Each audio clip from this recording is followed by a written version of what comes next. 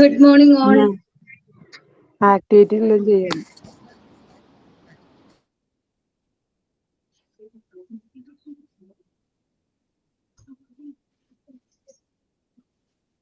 Good morning. Good morning, ma'am. Good morning, ma'am. Good morning, Ma'am. Good morning, ma'am. Good morning, ma'am.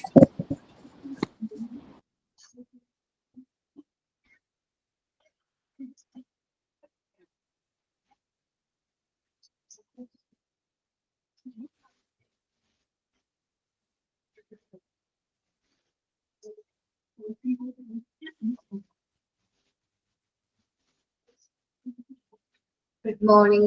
Prayer ആരാണ്? ഞാനാണ് ma'am. Okay Sindhu, prayer പറഞ്ഞോട്ടെടാ. Okay.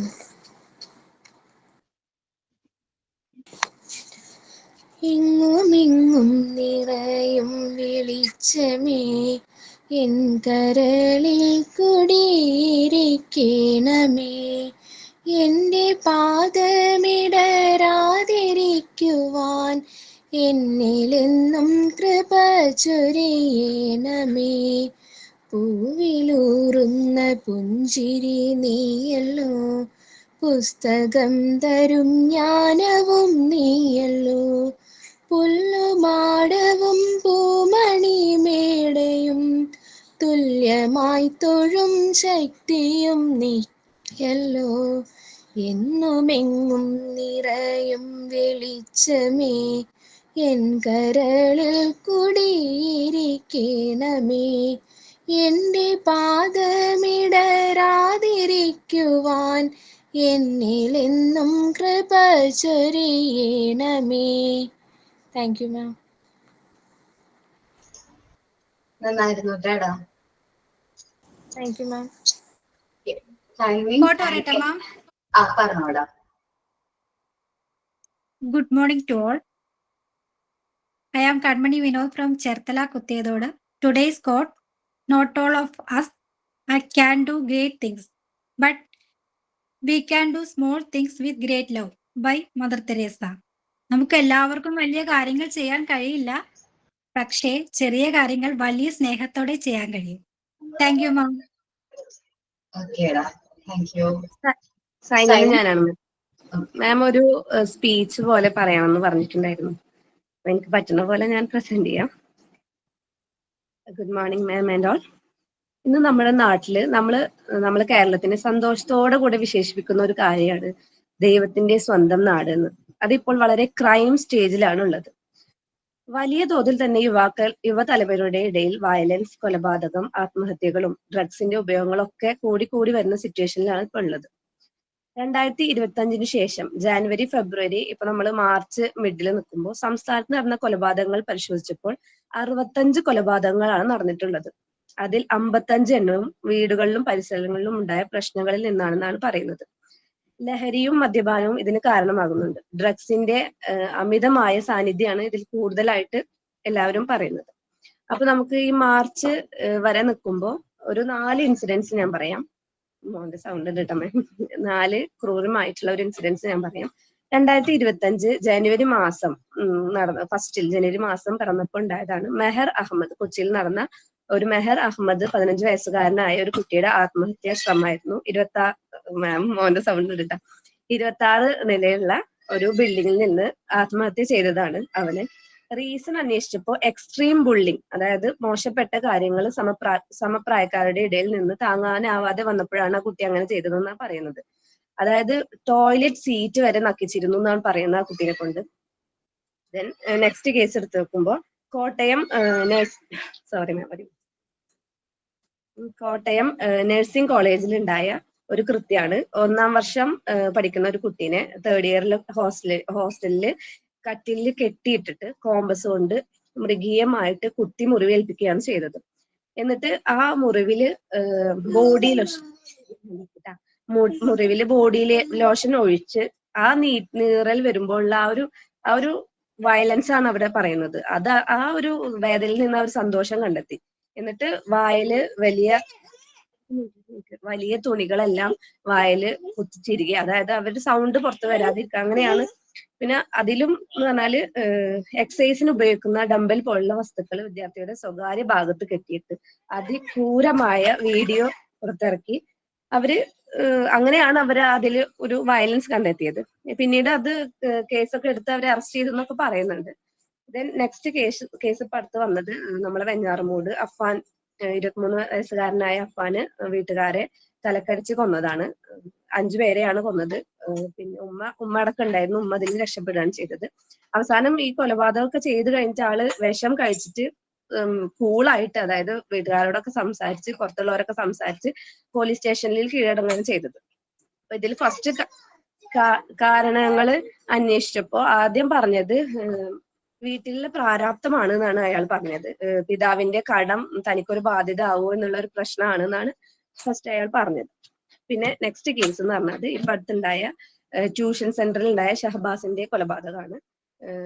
പിന്നെ താമരശ്ശേരിയിൽ tuition സെന്ററിൽ നടന്ന ഒരു സംഭവമാണ്.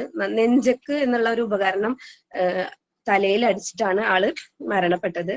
മുൻകൂട്ടി പ്ലാൻഡ് ആണ്. അതായത് സോഷ്യൽ മീഡിയയിൽ ഇൻസ്റ്റാഗ്രാം പോലെയുള്ളതിൽ അവർ ഡിസ്കസ് ചെയ്ത ഡീറ്റെയിൽസ് അടക്കം കണ്ടിട്ടുണ്ട്. അപ്പൊ മുൻകൂട്ടി ഒരു കൂട്ടത്തല്ലിയിൽ നമ്മളിപ്പോ അവനെ കൊന്നാലും ആരും അറിയില്ല, അന്ന് ചെറിയൊരു കേസായിട്ടേ പോകും എന്ന് കരുതി മുൻകൂട്ടി പ്ലാൻ ചെയ്താണ് ഇവരത് ചെയ്തിട്ടുള്ളത്.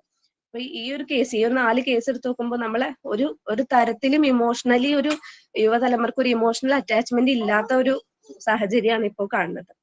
അപ്പോ ഡ്രഗ്സിന്റെ കാര്യം എടുത്ത് നോക്കുമ്പോൾ 2023 കേരളം പോലീസിന്റെ സർവേ പ്രകാരം 21 വയസ്സിന് താഴെയുള്ള ഡ്രഗ്സ് ഉപയോഗിക്കുന്ന കുട്ടികളുടെ കണക്കെടുത്ത് നോക്കുമ്പോൾ 40% 18 വയസ്സിന് താഴെയുള്ള കുട്ടികളാണ് ഇപ്പോൾ ഡ്രഗ്സ് ഉപയോഗിക്കുന്നതെന്നാണ് പറയുന്നത്. അതിൽ ഇപ്പൊ നമ്മൾ ഡ്രഗ്സ് എന്നൊക്കെ പറയുമ്പോൾ ഒരു ബീഡി, കുറ്റിബീഡി അല്ലെങ്കിൽ സാധാ ബീഡി, കല്ല്, ഏറിപ്പോയ ഒരു കഞ്ചാവ്, അതൊക്കെയാണ് നമ്മൾ പറയാ. പക്ഷെ അതിനൊക്കെ ഉപരി വേറെ ലെവലായിട്ട് സിന്തറ്റിക് ഡ്രഗ്സ് ആണ്, MDMA പോലെയുള്ള സിന്തറ്റിക് ഡ്രഗ്സ് ആണ് ഇപ്പൊ ഇറങ്ങുന്നത്. 10 വയസ്സ് വരെയുള്ള കുട്ടി മുതൽ സ്റ്റാർട്ട് ചെയ്യണമെന്നാണ് പറയുന്നത്. കുട്ടികൾക്ക് എത്തിക്കാൻ വരെ അവർ ശ്രമിക്കുന്നുണ്ടെന്നാണ് പറയുന്നത്. അതുപോലെ തന്നെ കുഞ്ഞു കുട്ടികൾക്കാണെങ്കിൽ ചോക്ലേറ്റിൽ വരെ ഇതിന്റെ കണ്ടന്റ് ഉണ്ട് എന്നാണ് ഇപ്പോ പറയുന്നത്. പിന്നെ ഇതിന്റെ കാരണങ്ങളൊക്കെ നമ്മൾ പരിശോധിക്കുമ്പോൾ കുറെയൊക്കെ cinema, game, social media content, അതൊക്കെയാണ് ഇതിൽ കുട്ടികൾക്ക് വലിയ തോതിൽ ഇവരെ സ്വാധീനിക്കുന്നത്. അമേരിക്കൻ അക്കാദമി ഓഫ് പീഡിയാട്രിക് പറയുന്നത് സിനിമ കാണുന്ന സമയത്ത് അവർ ഒരു ലൈഫിൽ ഇംപ്ലിമെന്റ് ചെയ്യാൻ വേണ്ടിയിട്ട് അവർക്ക് ഭയങ്കര ഇൻട്രസ്റ്റ് ആണ്. അതായത് നമുക്ക് ഏത് സിറ്റുവേഷനിലും ഇങ്ങനെ ചെയ്യാം, ഇങ്ങനെ കൊല ചെയ്താൽ ഇങ്ങനെ മറക്കാം, അപ്പൊ പോലീസുകാർ അറിയില്ല, അങ്ങനെ എല്ലാ ഒരു ക്ലൂവും അതിലൂടെ അവർക്ക് മനസ്സിലാക്കി അവരൊരു പ്രൊട്ടക്ട് ചെയ്യണ പോലെയാണ് അവർക്ക് തോന്നുന്നത്. ഫുൾ വെടിവെപ്പ്, കുത്തിക്കൊല്ലല്, അടിച്ചുകൊല്ലല്, അങ്ങനത്തെ സംഭവങ്ങളൊക്കെയാണ്. അപ്പൊ cinema, social media content, games ഒക്കെ നല്ല ഇൻസ്പയർ ചെയ്യുന്നുണ്ട് കുട്ടികളെ. പിന്നെ നെക്സ്റ്റ് റീസൺ നോക്കുമ്പോൾ വീട്ടിലെ പാരന്റിങ് പ്രശ്നമാണ് പറയുന്നത്, ഡൊമസ്റ്റിക് വയലൻസ്. കുട്ടികൾക്ക് ഇപ്പൊ ഈ 3 കേസ്, ഇപ്പൊ ഷഹബാസിന്റെ കേസ് എടുക്കുകയാണെങ്കിലും പിന്നെ റാഗിങ്ങിലൊക്കെ ഉള്ളപ്പോഴും ഒരു ദിവസം കൊണ്ടല്ല ഇപ്പൊ ഇത് ഉണ്ടായിട്ടുള്ളത്. അതായത് അതിന് മുന്നേ അവർക്ക് ചിലപ്പം ഇങ്ങനെ ഒരു പ്രശ്നങ്ങൾ തുടങ്ങിയിട്ടുണ്ടാവും മെല്ലെ മെല്ലെ. ലാസ്റ്റ് ദിവസമാണ് ഇപ്പൊ ഇവർക്ക് ആത്മഹത്യ അല്ലെങ്കിൽ കൊലപാതകം വരെ എത്തിയത്. അപ്പൊ ഈ പാരന്റ്സിനോടൊക്കെ ഈ പ്രശ്നങ്ങളൊക്കെ കഴിഞ്ഞ് കുട്ടികൾ മുന്നേട് പറഞ്ഞിട്ടുണ്ടാവും, മുന്നേ നിങ്ങളോട് സംസാരിച്ചിട്ടുണ്ടോ എന്നൊക്കെ പറയുമ്പോഴും പാരന്റ്സ് പറയുന്നത് ഇതുവരെ ഞങ്ങളോട് ഒന്നും പറഞ്ഞിട്ടില്ലാണ്. അപ്പൊ അതായത് പാരന്റ്സിന്റെ ഒരു ഷെയറിങ്, അതായത് ഒരു ഫ്രണ്ട്ലി, അവരൊരു അറ്റാച്ച്മെന്റ് ഉണ്ടെങ്കിൽ തന്നെ അവർക്ക് ചിലപ്പോൾ മുൻകൂട്ടി ഇതിങ്ങനെ ഒരു പ്രശ്നം ഉണ്ട്, വീട്ടില്, സ്കൂളിലുണ്ട്, അല്ലെങ്കിൽ ട്യൂഷനിലുണ്ട്, അല്ലെങ്കിൽ പുറത്തുണ്ട് എന്ന് പറയാനുള്ള ഒരു ഗ്യാപ്പ് അവർക്ക് ഉണ്ടെങ്കിൽ ചിലപ്പോൾ ഇതൊക്കെ നമുക്കൊരു പരിധി വരെ തടയാൻ സാധിക്കായിരുന്നു. അപ്പൊ പാരന്റിങ് ഇവിടെ ഒരു പ്രശ്നമായിട്ട് കണക്കാക്കുന്നുണ്ട്. അതായത് കറക്റ്റ് അവരുടെ ഫ്രണ്ട്ലി സംസാരിച്ച് എന്ത് പ്രശ്നം ഉണ്ടെങ്കിലും അവർക്ക് ഒരു സൊല്യൂഷൻ കിട്ടും എന്ന് അവർക്ക് തോന്നുകയാണെങ്കിൽ ചിലപ്പം കുറെയൊക്കെ ഇത് റിക്കവർ ചെയ്യാൻ നമുക്ക് സാധിച്ചിരുന്നേ. പിന്നെ ഇപ്പൊ നമ്മളിപ്പോ ഷഹബാസിന്റെ കാര്യം എടുക്കുമ്പോൾ ഷഹബാസിനും വീട്ടില് പാരന്റ്സ് ഉണ്ട്. ഇപ്പൊ ചെയ്ത കുട്ടികൾക്കും അത്ര വയസ്സ്, 15 വയസ്സുള്ള കുട്ടികളാണ്, അവർക്കും പാരന്റ്സ് ഉണ്ട്. അപ്പൊ 2 തോതിലും, അതായത് ഇപ്പൊ ഷഹബാസിന് ഇങ്ങനെ ഒരു ബുദ്ധിമുട്ടുണ്ട് എന്ന് മുൻകൂട്ടി അറിയുകയാണെങ്കിൽ ഷഹബാസിന്റെ പാരന്റ്സും ഇത് എന്തെങ്കിലും എന്താ പറയാ ഇങ്ങനെ ഒരു പ്രശ്നം പരിഹരിക്കാൻ നോക്കായിരുന്നു. അതേപോലെ തന്നെ മറ്റേ കുട്ടികൾക്കും ഇവരിപ്പോ ഇങ്ങനത്തെ ഒരു വയലൻസ് അവർ കാണിക്കുന്നുണ്ട് അല്ലെങ്കിൽ അങ്ങനെ ഇത് അവര് പാരന്റിങ്ങിലൂടെ അവർക്ക് മനസ്സിലാക്കാൻ പറ്റുകയാണെങ്കിൽ കുറെയൊക്കെ നമുക്ക് ഈ ഇത് റിക്കവർ ചെയ്യാൻ സാധിച്ചിരുന്നേ. പിന്നെ നമുക്ക് ഈ കുട്ടികൾക്ക് ഈ പ്രശ്നം ഉണ്ടാവുമ്പോൾ അവർക്ക് കൂടുതൽ, അതായത് ഫാമിലിയിൽ വരുമ്പോൾ ഒരു സ്വസ്ഥതയില്ല അങ്ങനെയൊക്കെ തോന്നുകയാണെങ്കിൽ നമ്മൾ ഡ്രഗ്സും, എങ്ങാനും അവർക്ക് ഡ്രഗ്സ് കിട്ടിക്കഴിഞ്ഞാൽ അത് അവർക്കൊരു ആശ്വാസം പോലെ തോന്നും, അവർക്കൊരു പ്രൊട്ടക്ഷൻ പോലെ തോന്നും. ഈ ഡ്രഗ്സ് ഉപയോഗിച്ച് അങ്ങനെയാണെന്നാണ് പറയാറ്. അപ്പൊ നമുക്ക് അവർക്കൊരു സേഫ് സോൺ, അവർക്കൊരു ടെൻഷൻ ഫ്രീ പോലെ തോന്നും. അപ്പൊ പിന്നീട് അവർക്ക് യൂസ് ചെയ്യാൻ ടെൻഡൻസി വരും. അപ്പൊ അവർക്ക് കാശില്ലാതെ ആയി കഴിഞ്ഞാൽ അവർ എങ്ങനെയും കാശ് ഉപയോഗിക്കും. ഇപ്പൊ ഇവൻ വീട്ടുകാരോട് ചോദിച്ചാൽ അവർ കൊടുത്തില്ലെങ്കിൽ അവരെ കൊല്ലും, അല്ലെങ്കിൽ അവരെ മാല പൊട്ടിക്കും. അങ്ങനെയാണ് ഈ ക്രൈമിന്റെ ഒരു പ്രോസസ്സ് വരുന്നത്.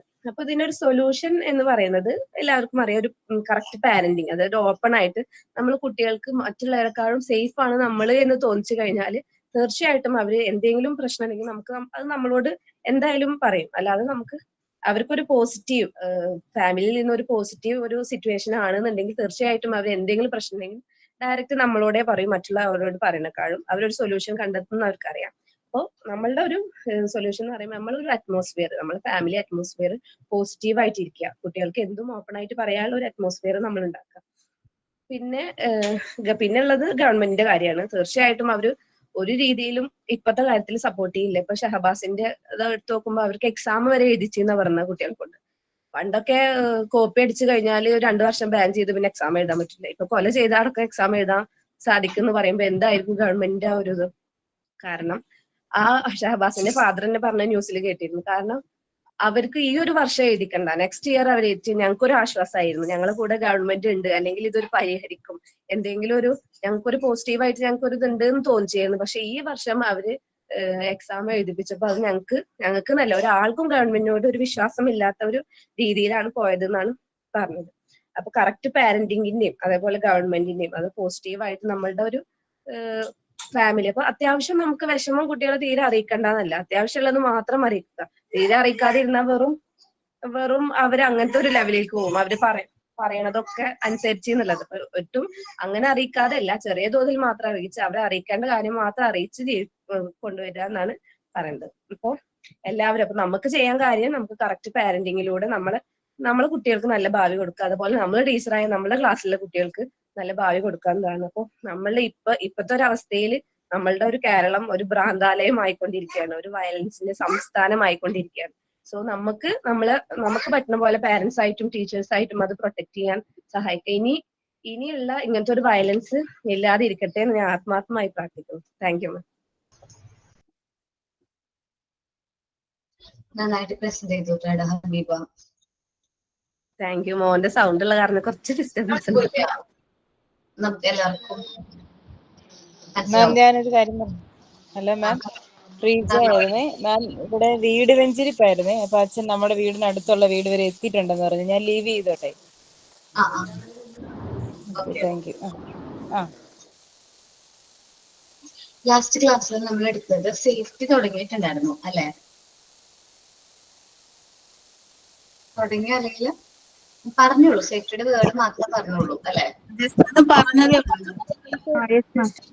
തുടങ്ങിയതേ ഉള്ളൂ മാം. സേഫ്റ്റി എന്ന് പറയുമ്പോൾ ഞാൻ ഇപ്പൊ പറഞ്ഞത് വ്യക്തികളെ കൊണ്ടുള്ള പ്രശ്നങ്ങൾ നമ്മൾ ഫേസ് ചെയ്യുന്നുണ്ട്. കുട്ടികളായിട്ട് ഒരുപാട് പ്രശ്നങ്ങൾ നമ്മൾ ഫേസ് ചെയ്യുന്നുണ്ട്. അത് കൂടാതെ സ്കൂളിലും അതേപോലെ തന്നെ പുറത്തും കുട്ടികള് സേഫ് ആയിട്ടിരിക്കാനുള്ള കാര്യങ്ങൾ നമ്മൾ ചെയ്യണം.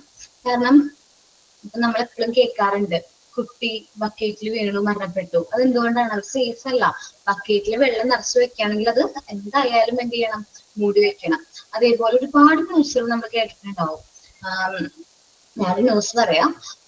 ഒരു എന്താണ്, അമ്മ അച്ഛനെ വീഡിയോ കോൾ ചെയ്യായിരുന്നു. ആ സമയത്ത് റേഷൻ കടയിലും മറ്റെവിടെയോ പോയിട്ട് വാങ്ങിച്ചുകൊണ്ട് വെച്ചിരിക്കണം ഒരു മണ്ണെണ്ണയുടെ കുപ്പി സ്റ്റെയറും ഉണ്ടായിരുന്നു. അപ്പൊ സ്റ്റെയറും ഇരിക്കുന്നത് ഫ്രൂട്ടിയുടെ ടൈപ്പ് കുപ്പിയിലായിരുന്നു വാങ്ങിച്ചുകൊണ്ട് വന്നത്. കുറച്ച് നാൾ മുമ്പത്തേണ്. 1 ലിറ്റർ അടുപ്പിച്ചാണ് കിട്ടാലോ. അപ്പൊ അത് കുഞ്ഞിക്കുട്ടിയാണ്. ആള് സ്റ്റെയർ ഇറങ്ങി വന്നപ്പോ അതാണെന്ന് വിചാരിച്ചത് കുടിച്ചു കഴിഞ്ഞപ്പോഴേക്കും അത് അമ്മ കുടിച്ച് കുറച്ച് ഇറക്കി കഴിഞ്ഞപ്പോഴാണ് അമ്മയ്ക്ക് കാണുന്നത്. സോ അമ്മ കണ്ടപ്പോ തന്നെ അത് കുറെ കാര്യങ്ങൾ നോക്കി, അത് കളയാൻ നോക്കി. പിന്നെ അത് ഹോസ്പിറ്റലിൽ കൊണ്ടുപോയി. പക്ഷെ അപ്പോഴേക്കും അത് കഴിച്ച കുട്ടി മരണപ്പെട്ടു. അങ്ങനെ നമ്മൾ ഒരുപാട് ന്യൂസുകൾ കേൾക്കാറുണ്ട്. അതേപോലെ ഒത്തിരി പേര് ചെറിയ നമ്മുടെ അശ്രദ്ധ മൂലം ഒരുപാട് ആക്സിഡന്റുകൾ സംഭവിക്കാറുണ്ട്.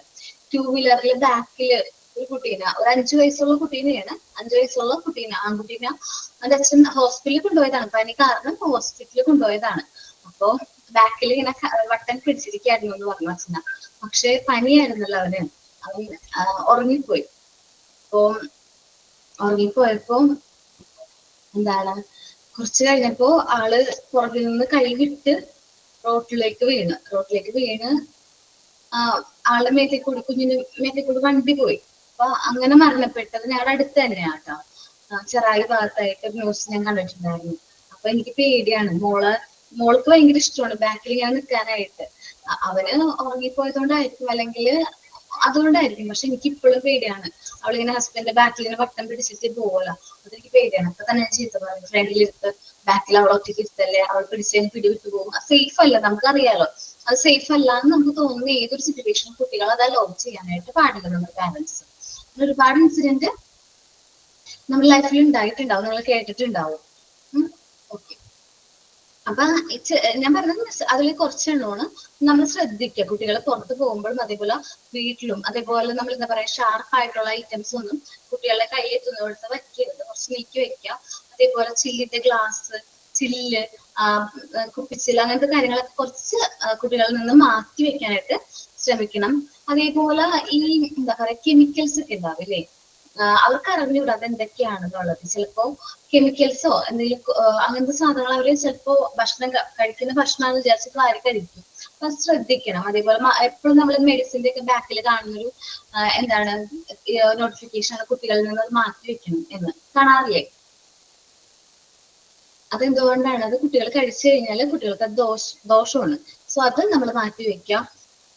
പിന്നെ ഈ എണ്ണ ചൂടാക്കുമ്പോഴും അതേപോലെ തന്നെ പാലൊക്കെ തിളപ്പിക്കുമ്പോ ഒരു കുട്ടി പറഞ്ഞേണ്ട, എന്തെങ്കിലും ഒരു കുട്ടി ഈ ഒരു പോർഷൻ എടുത്തപ്പോ എന്നോട് പറഞ്ഞതാണ്, ആളുടെ റിലേറ്റീവിന് കുറെ നാളെത്തിയിട്ടാണ് കുട്ടി ജനിക്കുന്നത്. അപ്പൊ ഗ്രേസ് ആയിട്ടുള്ള അമ്മയായിരുന്നു അത്. അപ്പൊ കുറച്ച് കുട്ടീനെ കുളിപ്പിക്കാനായിട്ട് എണ്ണ പരത്തി നിർത്തിയിരിക്കുകയായിരുന്നു.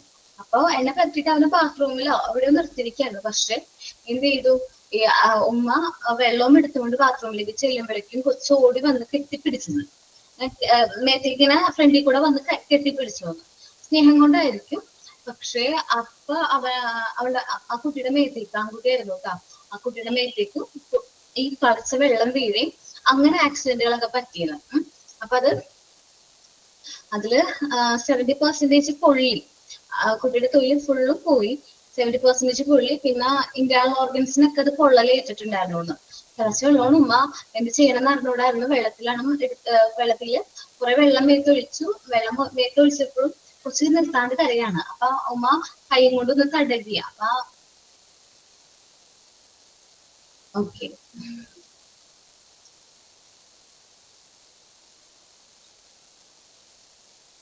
ചെറിയ കുട്ടിയാകുമ്പോ ഞാൻ ജ്യൂസാണെന്ന് കയറി അങ്ങനെ സംഭവിച്ചു. ഞാൻ പറഞ്ഞില്ല ആദ്യം പറഞ്ഞ ഇൻസിഡന്റ്, അത് വീഡിയോ കോളിലൂടെ ഹസ്ബൻഡ് കാണുന്നുണ്ട്. അപ്പൊ ഹസ്ബൻഡ് വിചാരിക്കുന്നത് എന്താണ്, അത് ജ്യൂസ് ആണെന്നാണ് വിചാരിച്ചത്, കാരണം ആ കുപ്പിയാണല്ലോ. അപ്പൊ അത് കഴിഞ്ഞിട്ട് അത് പക്ഷെ മണമയായിരുന്നു. എന്തെങ്കിലും പറ്റിയ അപ്പത്തിന് മേമ കണ്ടു, കുഴപ്പമൊന്നും ഉണ്ടായില്ല. അത് അധികം അങ്ങനെ കുടിക്കാൻ പാടില്ല. അത് ഇവൻ കുടിച്ചിറങ്ങി ഇത് പറ്റിയത് അത്. പക്ഷെ ഒന്നും ചെയ്യാൻ പറ്റില്ല. ഈ അമ്മ ഡിപ്രഷനിലേക്കാ പോയത്.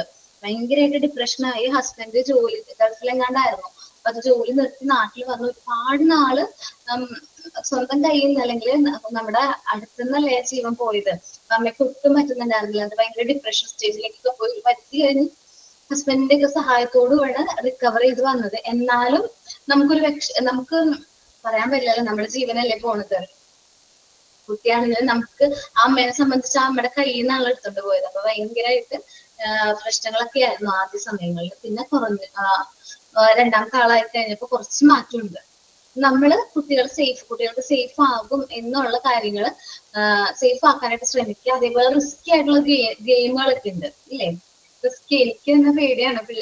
മോള് ഓടിപ്പോകും. പാർക്കിലൊക്കെ കൊണ്ടുപോയി കഴിഞ്ഞാല് അവൾക്ക് പേടിയൊന്നുമില്ല കേട്ടോ, അവള് ഓടിപ്പോകും. അപ്പൊ ഹസ്ബൻഡ് പറയാന്ന് വെച്ചാൽ പറയും, എനിക്കാണ് പേടി, ഇവിടെ ഭയങ്കരമായിട്ട് പേടിപ്പിച്ച് കഴിഞ്ഞാൽ കുട്ടികൾ അതിനെ വളരാം. അപ്പൊ ഞാൻ പറയും പൊക്കോട്ടെ, മോളോട് കയറിക്കോട്ടെ, അല്ലെങ്കിൽ എന്താവശ്യം കളിച്ചോട്ടെ, പക്ഷെ ഞാൻ താഴത്തുണ്ടാവും. അവള് വീണ് കഴിഞ്ഞാൽ എനിക്ക് എന്തെങ്കിലും പറ്റിക്കഴിഞ്ഞാൽ അപ്പൊ ഞാൻ അവളെ അടുത്ത് വേണം. താഴത്ത് പിടിക്കാൻ പറ്റുന്ന രീതിയിൽ ഞാൻ അവളുടെ അടുത്ത് തന്നെ സേഫ്. ഞാൻ തൊടുന്നില്ല, പിടിക്കുന്നില്ല, പക്ഷെ എന്നാലും അവളുടെ അടുത്ത് തന്നെ സേഫ് ആയിട്ട് ഇരിക്കും. എനിക്ക് പേടിയാണ്, കാരണം ഞാനൊന്ന് വീണ് കഴിഞ്ഞാലോ എന്നുള്ളൊരു ഭയമാണ്. നമുക്ക് എല്ലാവർക്കും ഉണ്ടാവും അത്. ജസ്റ്റ് അതേപോലെ ഈ പടക്കം സമയമൊക്കെ ഉണ്ടല്ലോ, പടക്കമൊന്നും കുട്ടികളെ കൊണ്ട് പൊട്ടിക്കാതിരിക്കും. ഈ വരുന്നത് നമ്മുടെ വിഷുവൊക്കെയാണ്. അപ്പൊ കുഞ്ഞു കുട്ടികളെ കൊണ്ട് നമ്മൾ ചെറുപ്പത്തിലെ പടക്കമൊന്നും പൊട്ടിക്കരുത്. മുതിർന്നവരെ ശ്രദ്ധയോടെ. ഈ കുട്ടികൾ എന്ത് ചെയ്യുന്ന അറിയാമോ, അച്ഛൻ ഇങ്ങനെ ചെയ്തല്ലോ, നമുക്കിതൊന്ന് ചെയ്ത് നോക്കാം എന്ന് പറഞ്ഞ ഒറ്റയ്ക്ക് ചിലപ്പോൾ പടക്കം പൊട്ടും. അങ്ങനെ ബേണുകൾ പൊള്ളലൊക്കെ കേൾക്കാനുള്ള ചാൻസ് ഉണ്ട്. അപ്പൊ നമ്മളത് കുറച്ച് സേഫ് ആയിട്ട് നിർത്താനായിട്ട് ശ്രദ്ധിക്കണം. നോക്കാം. Capable of provision for safety of children at home or outside is an asset not to be delayed. നമ്മൾ ഒരിക്കലും ഡിലേ ചെയ്യേണ്ട കാര്യമല്ല കുട്ടികളെ സേഫ് ആക്കി ഇരുത്തുക എന്നുള്ളത്. നമ്മുടെ ഏറ്റവും ഇമ്പോർട്ടന്റ് ആയിട്ടുള്ള ലക്ഷ്യം കുട്ടികളെ സേഫ് ആണ്. എന്തൊരു പ്രശ്നം കുട്ടികൾക്ക് ഫേസ് ചെയ്യുന്നതായാലും നമ്മളത് സേഫ് അല്ല എന്ന് തോന്നുകയാണെങ്കിൽ അത് റിമൂവ് ചെയ്യണം. കീപ്പിംഗ് ദ മെഡിസിൻസ് മാറ്റിവെക്കുക, chemicals and other dangerous items out of reach of the childrens. നമ്മൾ കാണാറുണ്ട് medicines out reach of the childrens എന്നൊക്കെ പറഞ്ഞതിൽ ഇതാണ്. കാരണം എന്താണ്, കുട്ടികളുടെ കയ്യിലേക്ക് മെഡിസിൻസ് പോകാൻ പാടില്ല. Keeping the electric wire insulated. നമ്മൾ ഇലക്ട്രിക് വയർ ഒക്കെ ആണെങ്കിൽ അത് ഇൻസുലേറ്റ് ചെയ്യണം. അതിൽ ഇൻസുലേറ്റ് ചെയ്ത് ഇലക്ട്രിക് വയറുകൾ യൂസ് ചെയ്യാം. And putting away the broken piece of glass. നമ്മൾ ചില്ല് പൊട്ടിയിട്ടുണ്ടെങ്കിൽ അത് മാറ്റി വെക്കാം. Cleaning of spilled water or oil on the floor etcetera are important step towards safety. നമ്മൾ വെള്ളം വെളിച്ചെണ്ണ എന്തെങ്കിലുമൊക്കെ വേണ്ടിയിട്ടുണ്ടെങ്കിൽ അത് നല്ല രീതിയിൽ ക്ലീൻ ചെയ്യാന്നുള്ളത് നമ്മുടെ സേഫ് ആയിട്ടുള്ള കാര്യമാണ്. അതേപോലെ ഭക്ഷണ പദാർത്ഥങ്ങളൊക്കെ ചവിട്ടി വീഴാനൊക്കെ ഉള്ള ചാൻസ് ഉണ്ട്. അപ്പൊ അതുകൊണ്ട് നമ്മൾ സേഫ് ആക്കാൻ നോക്കുക, അതൊക്കെ റിമൂവ് ചെയ്യാം. First aid measures should be available instantly. നമ്മൾ മാക്സിമം ഫസ്റ്റ് എയ്ഡ് കൊടുക്കാനായിട്ട് ശ്രദ്ധിക്കണം. Moreover the care should also not be allowed to play risky game. നമ്മൾ കെയർ എപ്പോഴും കൊടുക്കണം. റിസ്കി ഗെയിം കുട്ടികളെ കൊണ്ട് കളിപ്പിക്കാതിരിക്കുക. Or burn firework along. ഒറ്റയ്ക്ക് എന്താ ഈ പടക്കം പോലത്തെ ഫയർ വർക്ക് ഒന്നും അവരെ ചെയ്യിപ്പിക്കരുത്. Safety measures should also be take even when they travel by vehicle and to and from school. നമ്മൾ കുട്ടികളോട് പറയാറുണ്ട് എന്താണ്, കൈയും തലയൊന്നും ട്രാവൽ ചെയ്യുമ്പോൾ പുറത്തിടരുത്. ഇതേപോലെ കുട്ടികളെ ബാക്കിൽ ഇരുത്താൻ പാടില്ല. നിങ്ങൾക്ക് അറിയോ, റോഡ് ആക്സിഡന്റിൽ ഏറ്റവും കൂടുതൽ മരണപ്പെടുന്നത് ഇപ്പോ ഒരു സർവേ പ്രകാരം കുഞ്ഞിക്കുട്ടികളാണ്. ഏറ്റവും കൂടുതൽ ഇപ്പൊ വണ്ടി ഓടിക്കുന്ന ആളെക്കാളും മരണപ്പെടുന്നത് കുഞ്ഞു കുട്ടികളാണ്. കാരണം എന്താണെന്നറിയാമോ, അവർക്ക് ഹെൽമെറ്റ് ഇല്ല. ഈ വണ്ടി ഓടിക്കുന്ന ആൾക്കും പുറകിലിരിക്കുന്ന ആളും ഹെൽമെറ്റ് ധരിക്കണം നിർബന്ധം കഴിഞ്ഞപ്പോ വന്നൊരു പ്രശ്നമാണ്, കുട്ടികളെ കൊണ്ടുപോകും. അപ്പൊ അവര് ഹെൽമെറ്റ് ഇല്ല. സോ അവർ തെറിച്ച് വീഴുന്നു. കുഞ്ഞു മക്കളാണ് മരിക്കുന്നത്. ഒന്നും അറിയാത്ത അച്ഛന്റെ അമ്മയുടെ ഒപ്പം എന്തോ ഒരു സന്തോഷത്തോടു കൂടിയാണ് വണ്ടിയിൽ കുട്ടികൾ പോകുന്നത്. അപ്പൊ അവരാണ് എന്ത് ചെയ്യുന്നത്, ഇതേപോലത്തെ റിസ്കിലേക്ക് പോകുന്നത്. അപ്പൊ നമ്മൾ ശ്രദ്ധിക്കുക. അതുകൊണ്ടാണ് ഇപ്പൊ പുതിയ നിയമം വന്നത്, കുട്ടികൾക്ക് ഹെൽമെറ്റ് നിർബന്ധമാക്കിയിരിക്കുന്നത്. അതേപോലെ 4 വയസ്സിന് താഴെയുള്ള കുട്ടികളെ എന്ത് ചെയ്യാൻ പാടില്ല, 2 വീലേഴ്സിൽ കൊണ്ടുപോകാൻ പാടില്ല എന്ന് നിയമം വന്നത്. ശരിക്കും പറഞ്ഞാൽ ചില നിയമങ്ങളൊക്കെ നല്ലതാണ്. അത് നല്ല വശം നോക്കിയിട്ട് നമുക്കത് ഫോളോ ചെയ്യാം. എന്തിനു വേണ്ടിയിട്ടാണ് അങ്ങനെ വന്നിരിക്കുന്നത്, നമ്മുടെ സേഫ്റ്റിക്ക് വേണ്ടി ഗവൺമെന്റ് കൊണ്ടുവന്നിരിക്കുന്നതാണ് എന്ന് വിചാരിച്ചിട്ട് നമ്മളത് ഫോളോ ചെയ്യാം മാക്സിമം. ഓക്കെ,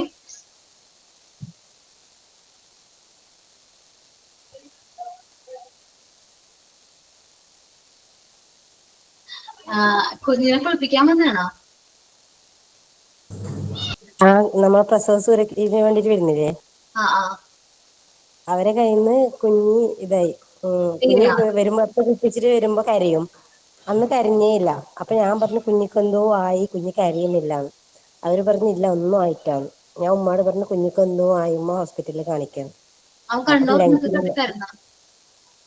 കണ്ണൊന്നും തുറന്നിട്ട, കുഞ്ഞ് ഉറങ്ങിയ പോലെ ഉണ്ടായിരുന്നു. അപ്പം ഹോസ്പിറ്റലിൽ കാണിക്കുമ്പോ പറഞ്ഞ് ലങ്സിലെല്ലാം ഫുൾ വെള്ളം കയറിയെന്ന് പറഞ്ഞിട്ട് 3 ദിവസം ഐസിയിലുണ്ട്.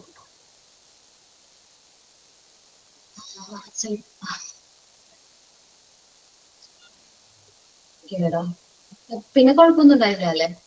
ഇല്ല, പിന്നെ കുഴപ്പമൊന്നുമില്ല. പക്ഷെ ഇപ്പോഴും ചെവിന്ന് ഇങ്ങനെ വെള്ളം വരും. അവന്റെ ഇങ്ങനെ എന്തെങ്കിലും ചെറിയൊരു ജലദോഷം വന്നാലും ചെവിന്ന് വെള്ളം വരും. ഇയർ ഇൻഫെക്ഷൻ മാറാത്തതായിരിക്കും. അത് ഇയർ ഇൻഫെക്ഷൻ വന്നു കഴിഞ്ഞാൽ മാറാൻ കുറച്ച് ടൈം എടുക്കും. ചിലപ്പോ ആ ടൈം ആവുമ്പോ വീണ്ടും ആ ക്ലൈമറ്റ് ചേഞ്ച് വന്ന ആ ടൈം ആവുമ്പോ വീണ്ടും അത് ഇൻഫെക്ഷൻ ആകും. അത് വന്നുകൊണ്ടേയിരിക്കും. അതാണ്.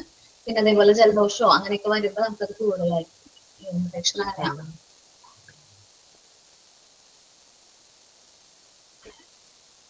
നല്ല കാര്യമാണ്, ഹെൽമെറ്റ് വെക്കണം, നല്ലതാണ്. കുഞ്ഞു മക്കളുണ്ടെങ്കിൽ ഹെൽമെറ്റ് വെക്കാം. അതേപോലെ തന്നെ ഇല്ലേ, നമ്മളെപ്പോഴും വണ്ടി ഓടിക്കൂലേ, അപ്പൊ കുട്ടികൾ എന്ത് ചെയ്യും, ഇപ്പൊ ഹസ്ബൻഡ് വൈഫ് കൂടി പോവാണെങ്കിൽ നടുക്കിരുത്താനായിട്ട് നോക്കാം. അതേപോലെ ഒറ്റയ്ക്കാണ്, ഇപ്പൊ ഒരാൾ ഒറ്റയ്ക്ക് പോവാണെങ്കിൽ ഒരു കാരണവശാലും അവരുടെ ബാക്കിൽ ഇരുത്തരുത്, ഫ്രണ്ടിൽ നിർത്തിയിട്ട് വണ്ടി ഓടിക്കണം. ഓക്കെ, കുട്ടികൾ നിർത്താറായി കഴിഞ്ഞു 4 വയസ്സായി കഴിഞ്ഞിട്ടുണ്ടെങ്കിലുള്ള കാര്യമാണ് ഞാൻ പറഞ്ഞേട്ടാ. ഓക്കെ, എനിക്ക് ഭയങ്കര പേടിയാണ്.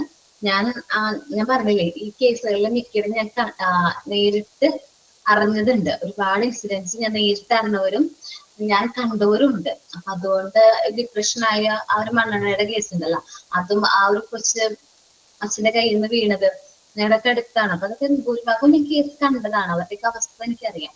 സോ നമ്മളൊരു കാരണവശാലും കുട്ടിക്ക് റിസ്ക് ആണെന്ന് തോന്നുകയാണെങ്കിൽ അത് അവോയ്ഡ് ചെയ്യുന്നതാണ് നല്ലത്. ഓക്കെ മാം, അതുപോലെ തന്നെ കാറിന്റെ ഫ്രണ്ടിൽ പിള്ളേരെ ഇരുത്തരുതെന്ന് പറയില്ലേ? ഈ എയർ ബാഗ് വന്ന് അടിച്ചിട്ട് ആക്സിഡന്റ് ആയിട്ട് ഒരു കുട്ടി അങ്ങനെ മരിച്ചതായിട്ട് ടിവിയിൽ പറയണ്ടായി. കുട്ടീനെ ഫ്രണ്ടിൽ അമ്മ മടിയിൽ ഇരുത്തിയ കാരണം. ബാക്കില് നമ്മൾ എന്ത് ചെയ്യണം, ബാക്കിൽ അവർക്ക് സ്പെഷ്യൽ ആയിട്ടുള്ള സീറ്റ് വെച്ച് അതിലാണ് എന്ത് ചെയ്യേണ്ടത്, സേഫ്റ്റി നോക്കിയിട്ട് വേണം കുട്ടികളെ ഇരുത്താനായിട്ട്. ഒരു കാരണവശാലും ഫ്രണ്ടിൽ ഇരുത്താനായിട്ട് പാടില്ല. കാരണം അതേപോലെ തന്നെ ഫ്രണ്ടിൽ നമ്മൾ ഇരിക്കുകയാണെങ്കിൽ തന്നെ ഒരു സേഫ് ആയിട്ടുള്ള സോണിൽ ഇരിക്കാനായിട്ട് മാക്സിമം ട്രൈ ചെയ്യണം. കാരണം പെട്ടെന്ന് ബ്രേക്ക് പിടിക്കുമ്പോൾ നമ്മൾ ചെന്ന് ഇടിക്കാനുള്ള ചാൻസ് ഉണ്ട്. നമ്മളാണെങ്കിൽ കുഴപ്പമില്ല, നമുക്ക് പിടിക്കാൻ പറ്റും. പക്ഷെ കുഞ്ഞു മക്കളാകുമ്പോൾ അത് സേഫ് അല്ല. ഗൾഫിലൊക്കെ അങ്ങനെയാണ് മാം. ഇത്ര വയസ്സിന് താഴെയുള്ള കുട്ടികൾക്ക് ബാക്കിൽ കാർ സീറ്റ് നിർബന്ധമാണ്, ഇല്ലെങ്കിൽ ഫൈനാണ്, ഫ്രണ്ടിൽ അവർ ഇരിക്കാൻ പാടില്ല, അങ്ങനത്തെ റൂൾസ് ഉണ്ട്. ഇവിടെയും ഞാൻ 2 വയസ്സില് ആക്സിഡന്റ് ആയിട്ടുണ്ട്. ബൈക്കിൽ പോവായിരുന്നു, ഞാനും അമ്മയും അച്ഛനും ഉണ്ടായിരുന്നു. എന്താണ്, ഞാൻ ഫ്രണ്ടിൽ, അച്ഛന്റെ ഫ്രണ്ടിൽ ഇരിക്കുകയായിരുന്നു. ഇടിച്ചതില് ഞാനും അച്ഛനും തെറിച്ചു വീണു. കാര്യമായിട്ട് എനിക്ക് അച്ഛനൊന്നും പറ്റിയില്ല, പക്ഷെ അമ്മയുടെ 2 വയലിലും പൊട്ടി. അമ്മയ്ക്ക് ഇപ്പോഴും തണുപ്പ് വരുമ്പോ ഭയങ്കര പ്രശ്നമാണ്. അതിനുശേഷം എന്റെ അമ്മ എന്താ പറയാ ബൈക്കിൽ കയറിയിട്ടേ ഇല്ല. പിന്നെ ഒരു പ്രാവശ്യം കയറി, പിന്നെ ഇതേപോലെ ആക്സിഡന്റ് ആയി. പിന്നെ ഇതുവരെ എനിക്ക് 2 വയസ്സുള്ളപ്പോ ഇപ്പൊ ഒരു 28 വർഷമായിട്ട് അമ്മ പിന്നെ കേറിയിട്ടേ ഇല്ല ബൈക്കില്.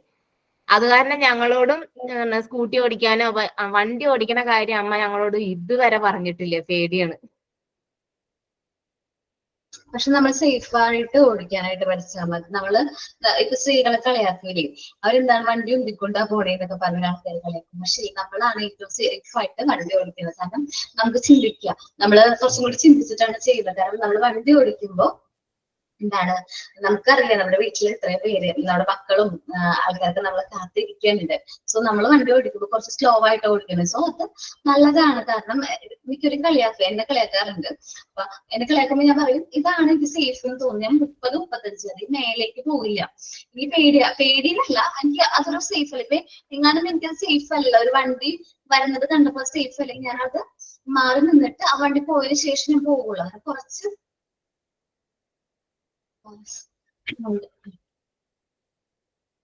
കളിയാക്കുന്നവര് കളിയാക്കിക്കോട്ടെ, നമ്മള് നോക്കണ്ടേ? പറയുന്നവര് പറഞ്ഞിട്ട് പോകുമ്പോ റോഡ് ക്രോസ് ചെയ്യുമ്പോ എല്ലാരും കളിയാക്കും. എല്ലാ വണ്ടിയും പോയിട്ടേ ഞാൻ റോഡ് ക്രോസ് ചെയ്യത്തുള്ളൂ. ആൾക്കാരൊക്കെ നോക്കും, ഞാൻ മൈൻഡ് ചെയ്യത്തില്ല. എനിക്ക് ഭയങ്കര പേടിയാ. കാരണം ഒരു പ്രാവശ്യം അങ്ങനെ പോയപ്പോ ആംബുലൻസ്, ഞാൻ അവിടെ സ്റ്റോപ്പ് അടിക്കും, അതാണ് പ്രശ്നം. വേറൊരു വലിയ വണ്ടി വരുന്നുണ്ട്, എനിക്ക് ഡ്രൈവിങ്ങും പേടിയാണ്. 2 വണ്ടിയൊക്കെ ഇവിടെ ഉണ്ട്, പക്ഷെ ഭയങ്കര പേടിയാണ്. ഈ പേടി മനസ്സിലുള്ളോണ്ടാണ് ഞാൻ ഇതുവരെ ട്രൈ ചെയ്തിട്ടില്ല. മിസ് പറഞ്ഞ പോലെ പതുക്കെ ഒരു സൈഡിൽ നിന്ന് എല്ലാ വണ്ടിയും പോയിട്ടേ ഞാൻ ക്രോസ് ചെയ്യത്തുള്ളൂ. സേഫ് നോക്കിയിട്ട് പോവാറ്. അതേപോലെ സേഫ് അല്ലാന്ന് തോന്നുകയാണെങ്കിൽ ഞാൻ ആ ഒരു പോണ രീതി മാറ്റിട്ട് വേറെ രീതി പോകും. കാരണം എനിക്ക് അധികം വണ്ടികളുള്ള വഴി കൂടെ പോണത് ഇഷ്ടമല്ല. അപ്പൊ ഞാൻ എന്റെ സേഫ്റ്റി നോക്കാൻ മാക്സിമം നോക്കാറുണ്ട്. അതുകൊണ്ട് ഇപ്പൊ എന്റെ അനിയത്തിക്ക് ആണെങ്കിൽ അവൾ അങ്ങനെ നോക്കൂല. അവള് ഭയങ്കര സ്പീഡിലാ പോകും. ഇപ്പൊ ആമ്പിള്ളേര് പോണ പോലെ പറന്നങ്ങോട്ട് പോകും, ഒരു 50-60 സ്പീഡിൽ പോകും. പക്ഷെ അവള് 3 പ്രാവശ്യം വീണിട്ടുണ്ട്, 3 ആക്സിഡന്റ് കഴിഞ്ഞു. പക്ഷെ ദൈവത്തിന്റെ കാരണം കൊണ്ട് എനിക്ക് ഇതുവരെ ഒന്നും പറ്റിയിട്ടില്ല. ഞാൻ അങ്ങനെ പോണതല്ല, സ്ലോ ആയിട്ടാ പോകുന്നത്. സോ നമ്മളുടെ ആ ഒരു സേഫ്റ്റി പോകാനുള്ള അധികം ലേറ്റ് ആക്കില്ല. അപ്പോഴാണ് നമുക്ക് ഈ ഒരു പ്രശ്നം വരുന്നത്. നമ്മൾ സ്പീഡ് കൂട്ടുന്നത് കറക്റ്റ് ആയിട്ട് ടൈമൊക്കെ അറേഞ്ച് ചെയ്ത് എനിക്ക് അവിടെ എത്താനുള്ള ടൈമൊക്കെ നോക്കിയിട്ടൊക്കെ പോണത്. അതേപോലെ മോളെ ഞാനൊരു 5 വയസ്സ് കഴിഞ്ഞതിന് ശേഷം വണ്ടിയിൽ ഫ്രണ്ടിൽ നിർത്തിയിട്ടുള്ളത്. എന്ന് വെച്ചാൽ അധികമായിട്ടില്ല, ഇപ്പൊ കുറച്ചായിട്ടുള്ളൂ ആള് ഫ്രണ്ടിൽ നിർത്താൻ തുടങ്ങിയിട്ട്. മോനെ ഞാൻ ഇതുവരെ നിർത്തിയിട്ടില്ല. ഒറ്റയ്ക്ക് ഞാൻ മോനെയും കൊണ്ട് വണ്ടിക്ക് പോയിട്ടേ ഇല്ല. എനിക്ക് മോളെ ഞാൻ പോയി, കാരണം അവള് ഉറപ്പായിട്ട് നിൽക്കുന്നതൊക്കെ അറിയാം. സോ അതുകൊണ്ട് മോളെ ഞാൻ വണ്ടിയിൽ ഇരുത്തിക്കൊണ്ട് പോവുകയൊക്കെ ചെയ്യും. പക്ഷെ മോനെ എപ്പോഴും എന്നെ ഹസ്ബൻഡ് കളിയാക്കും, അവനെ ഞാൻ വണ്ടിയിൽ നിർത്തിക്കൊണ്ട് പോണെങ്കിൽ നിനക്ക് കൊണ്ടുപോയിക്കൂടെ എന്ന് ചോദിക്കും. പക്ഷെ ഞാൻ പറയും, ഇല്ല അത് റിസ്ക് ആണ്, ഞാൻ എടുക്കൂല, മോനെ എടുക്കൂല, എനിക്ക് പേടിയാണ്, അവനെ കൊണ്ട് എനിക്ക് പോവാൻ പറ്റില്ല എന്ന് ഞാൻ പറയും. അവൻ 2 വയസ്സാവണ്ട ആകുന്നുള്ളൂ, 1.25 കഴിഞ്ഞു. അപ്പൊ ഹസ്ബൻഡ് പറ്റുമോ മാം? എന്റെ മക്കളെ ഞാൻ വണ്ടി ഓടിച്ചാ സ്റ്റോപ്പിൽ കൊണ്ട് വിട്ടുകൊണ്ടിരുന്നത്. നമുക്ക് ജീവിക്കണമെങ്കിൽ നമ്മൾ ചെയ്തല്ലേ പറ്റൂ. പേടിച്ചിരുന്നിട്ട് കാര്യം വല്ലതും ഉണ്ടോ? വണ്ടിയുമ്പോ ഫ്രണ്ടിൽ ഇരുത്താൻ പറ്റൂല മിസ്. അവര് നമ്മൾ ഓടിക്കൊണ്ടിരിക്കുമ്പോ അവര് താഴോട്ട് ഇറങ്ങാൻ നോക്കാം. എനിക്ക് പറ്റിയതാ. ഞാൻ പിന്നെ സൈഡാക്കി കണക്കിന് ഇങ്ങനെ ഇങ്ങനെ തുഴഞ്ഞു വീടെത്തി എന്നുള്ളതാണ്. കാരണം കൊച്ചു ഊർന്ന് താഴ്ത്തോട്ടിരിക്കും. 1.25 വയസ്സായാലും 2 വയസ്സായാലും നിർത്താനേ ശ്രമിക്കണ്ട.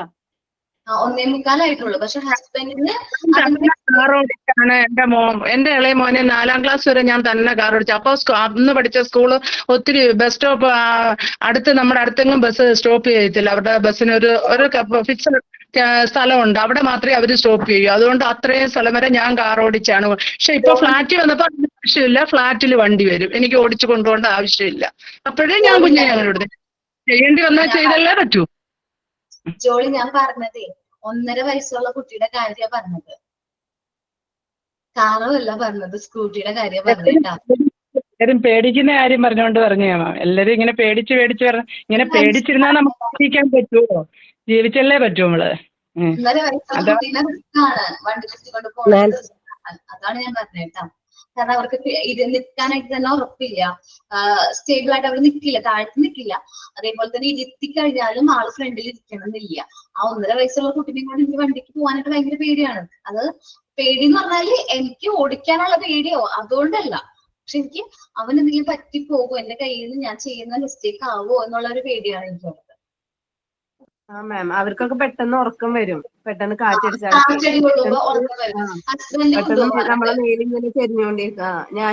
ഞാൻ സ്കൂട്ടർ ഇപ്പൊ അടുത്താണ് എടുത്തത്. ഞാൻ മോനിപ്പോ 2.5 വയസ്സ് കഴിഞ്ഞതിന് ശേഷം മെല്ലെ ഇരുത്തി തുടങ്ങി.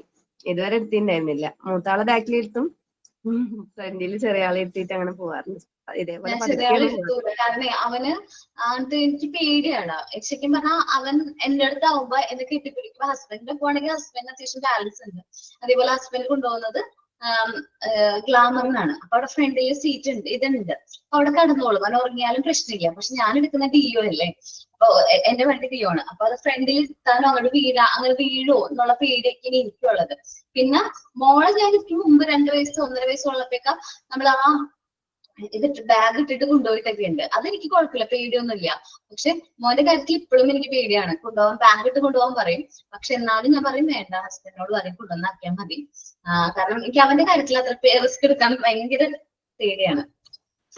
ആമ്പിള്ളേരാകുമ്പോ കുറച്ചും കൂടെ ഇപ്പൊ ഷംലാത്തൊക്കെ പറഞ്ഞ പോലെ ഇവര് ഈ ഞൊളഞ്ഞൊളഞ്ഞ് ഇറങ്ങുന്ന ഒരു പരിപാടി. മിസ് പറഞ്ഞ പോലെ ഞാൻ ഹസ്ബൻഡ് ഉള്ളപ്പോ, നാട്ടിലുള്ളപ്പോ മാത്രം നടുക്ക് അത്ര സേഫ് ആയിട്ട് പിടിച്ചേ പതുക്കെ ഒരു സൈഡിൽ കൂടെ പുള്ളി കൊണ്ടുപോകത്തുള്ളൂ. മക്കളുടെ കാര്യത്തിൽ നമുക്ക് പരീക്ഷിക്കാൻ പറ്റത്തില്ലല്ലോ, പേടിയാണ്. മിസ് പറഞ്ഞ പോലെ പേടിയാണെങ്കിൽ ചെയ്യാതിരിക്കുകയാണ് ഏറ്റവും നല്ലത്. ഞാൻ അതുകൊണ്ട് മോനെ കൊണ്ടുപോകില്ല, കാരണം മോളെ കുഴപ്പമൊന്നുമില്ല, മോളിപ്പോ അത്യാവശ്യം നല്ല അറിവായിട്ടുണ്ട്. അപ്പൊ അവള് പിടിച്ചിരുന്നോളും, ബാക്കിൽ ഇരുത്തില്ല. ഞാൻ ബാക്കില് എനിക്ക് തോന്നുന്നു ഞാൻ വണ്ടി അവളെ കൊണ്ടുപോയി തുടങ്ങിയപ്പോ തന്നെ ബാക്കിൽ ഇരിക്കുമായിരുന്നു. ഇപ്പൊ എന്റെ ഹസ്ബൻഡ് വാൺ ചെയ്തു, ഞങ്ങളുടെ വീടിന്റെ അടുത്തൊരു ഇൻസിഡന്റ് ഉണ്ടായല്ലോ. അപ്പൊ അത് മോൻ ഉറങ്ങിപ്പോയതാണ്. അപ്പൊ അങ്ങനത്തെ ഇൻസിഡന്റ് വന്നപ്പോ ഹസ്ബൻഡ് പറഞ്ഞു, നീ ഞാനാണ് മെയിൻ ആയിട്ട് ബാക്കിൽ ഇരുത്തിക്കൊണ്ട് പോണ ആള്. അവളിങ്ങനെ വട്ടം നമ്മളെ കെട്ടിപ്പിടിക്കും. അപ്പൊ അങ്ങനെ സിറ്റുവേഷൻ വന്നപ്പോ പറഞ്ഞു വേണ്ട, നീ അങ്ങനെ കൊണ്ടുപോകണ്ട, അത് റിസ്ക് ആണ്.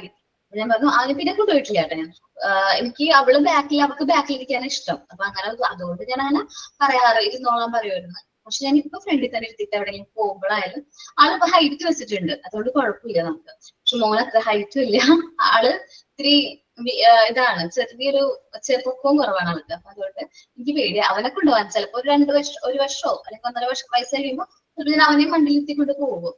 ആള് കുറച്ചും കൂടി 2 വയസ്സ് 2.5 വയസ്സൊക്കെ ആവുമ്പോ ചിലപ്പോ ആൺകുട്ടിയാണല്ലോ, നിൽക്കാനൊക്കെ പെട്ടെന്ന് പഠിക്കും. അപ്പൊ ആ സമയത്ത് നമുക്ക് റിസ്ക് ഇല്ലാന്ന് തോന്നുകയാണെങ്കിൽ ഞാൻ കൊണ്ടുപോകും. അല്ല എനിക്ക് അപ്പോഴും പേടിയാണെങ്കിൽ അല്ലെങ്കിൽ റിസ്ക് ആണെന്ന് തോന്നിക്കഴിഞ്ഞാൽ അത്ര സ്പീഡിലൊന്നും പോകില്ല, എന്നാലും പതുക്കെ പോകും. ഓക്കെ, ഇനി ഞാൻ ഫുഡ് ആൻഡ് ന്യൂട്രീഷൻ നീഡ്സ് ആണ് വേണ്ടത്. സേഫ്റ്റി മാത്രം പ്രൊവൈഡ് ചെയ്താൽ പോരാ, നമ്മൾ ആ കുട്ടിക്ക് ആവശ്യത്തിന് ഉള്ള ഫുഡും ന്യൂട്രീഷനും കൊടുക്കണം. സോ അതിന് വേണ്ടിയിട്ടാണ് നമ്മൾ 3rd ചാപ്റ്റർ ഡിസ്കസ് ചെയ്തത്, ഓർമ്മയില്ലേ? Food and nutrition, energy giving food, body building food, അങ്ങനെ ആ കുട്ടിക്ക് ആവശ്യമുള്ള എല്ലാ ടൈപ്പ് ഫുഡും നമ്മൾ എന്ത് ചെയ്യണം, കുട്ടികൾക്ക് പ്രൊവൈഡ് ചെയ്യണം. Just like 0 to 3 year age group and the 3 to 6 year old also have their own nutritional needs. നമുക്ക് ഏത് വയസ്സുള്ള കുട്ടിക്ക് ഏത് ന്യൂട്രീഷൻ നീഡ് വേണമെന്നൊക്കെ ഡിസ്കസ് ചെയ്തു. A well nourished child has normal weight for the height and the age. നല്ല nutrition ആയിട്ടുള്ള കുട്ടിക്ക് അവരുടെ ഹൈറ്റിനനുസരിച്ചിട്ടുള്ള വെയിറ്റും ഏജിനനുസരിച്ച് ഹൈറ്റും ഉണ്ട്. In alert, active, happy and curious. ഇത് കൂടാതെ അവർ ഭയങ്കര ആക്റ്റീവ് ആയിരിക്കും, നല്ല ഹാപ്പി ആയിരിക്കും, ഭയങ്കര ക്യൂരിയസ് ആയിരിക്കും. He sleep well at night. രാത്രി നല്ല രീതിയിൽ ഉറങ്ങും. ഈസ് നോട്ട് ഇറിറ്റബിൾ, ഇടയ്ക്ക് ഇരുന്നതിനെ കരയുക അങ്ങനെ ഒന്നും ഉണ്ടാവില്ല. Has A good attention span. ഇപ്പൊ ഞാനത് നമ്മള് കാര്യങ്ങൾ പറയുമ്പോൾ കുട്ടികളല്ലേ കേൾക്കുന്നില്ല എന്നായിരിക്കും വിചാരിക്കുന്നത്. പക്ഷെ നമ്മൾ പറഞ്ഞ അതേ ഡയലോഗ് അവൾ നമ്മളോട് തിരിച്ചു പറയും. അപ്പോഴായിരിക്കും നമ്മൾ ശ്രദ്ധിക്കാം, ആ ഈ ഡയലോഗ് ഞാൻ പറഞ്ഞതല്ലേ, ഞാനല്ലേ ഇത് പറഞ്ഞത്. അപ്പൊ അവര് നല്ല അറ്റൻഷൻ ഉണ്ടാവും. ഇപ്പൊ ഞാൻ കൊച്ചിറക്കാൻ വഴക്ക് പറയും, ചെറിയ എന്തെങ്കിലും സാധനം എടുക്കുന്നത് ഇടുക്കിരുന്നല്ലേ പറഞ്ഞേന്ന് പറഞ്ഞിട്ട് ഇങ്ങനെ ചുമ്മാ തമാശക്ക് പറയും. അപ്പൊ അത് തന്നെ അവളത് കാണുമ്പോൾ അവള് പറയും, മോള് പറയും, ഇത് ഇടുക്കിരുന്നല്ലേ അമ്മ പറഞ്ഞത്, അത് വേണ്ട മാറ്റി വെക്കും. അങ്ങനെ has A good ഹങ്ങർ and normal bowl movements.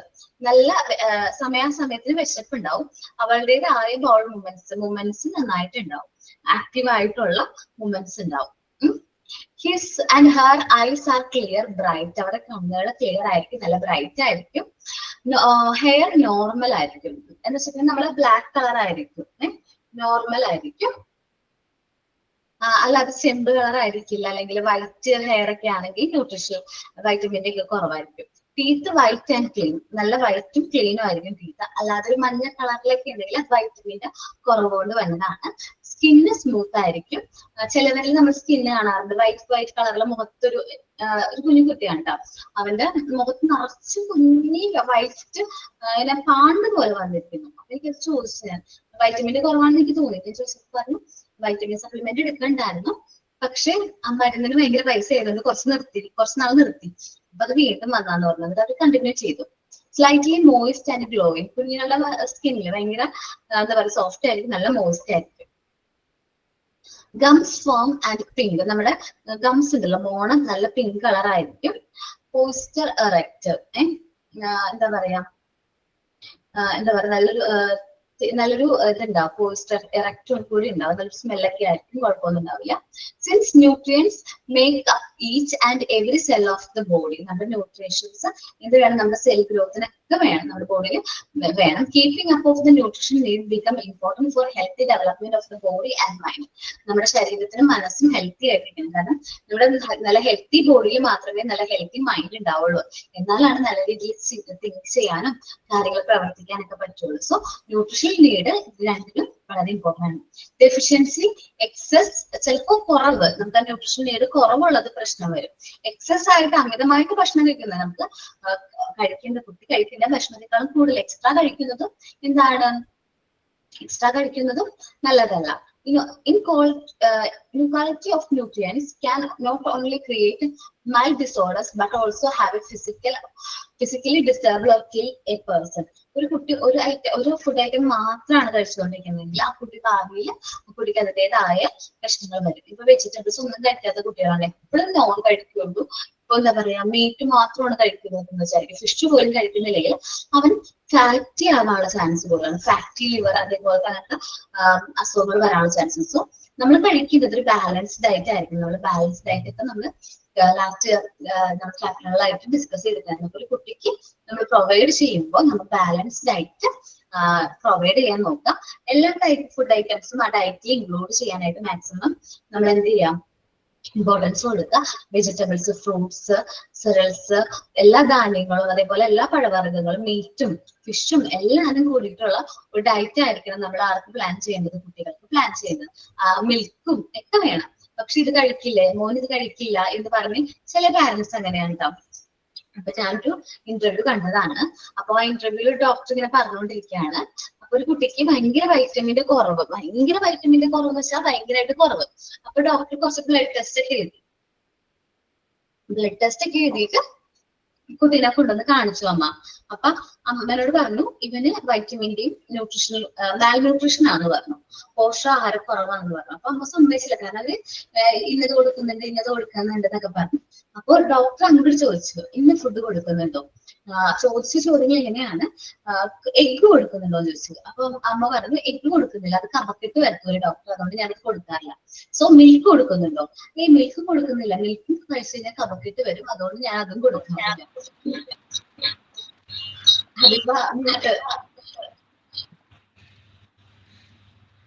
Okay, ഒരു മിനിറ്റ് കേട്ടോ.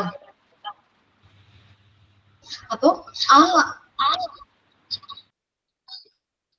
ഓക്കെ, അപ്പൊ ആ അമ്മനോട് ഓരോ ക്വസ്റ്റ്യൻ ചോദിക്കുമ്പോ അമ്മ അതൊന്നും കൊടുക്കുന്നില്ല. പക്ഷെ അപ്പൊ അമ്മ പറയാണ് ഞാൻ ചോറും ഭക്ഷണമൊക്കെ കൊടുക്കുന്നത്.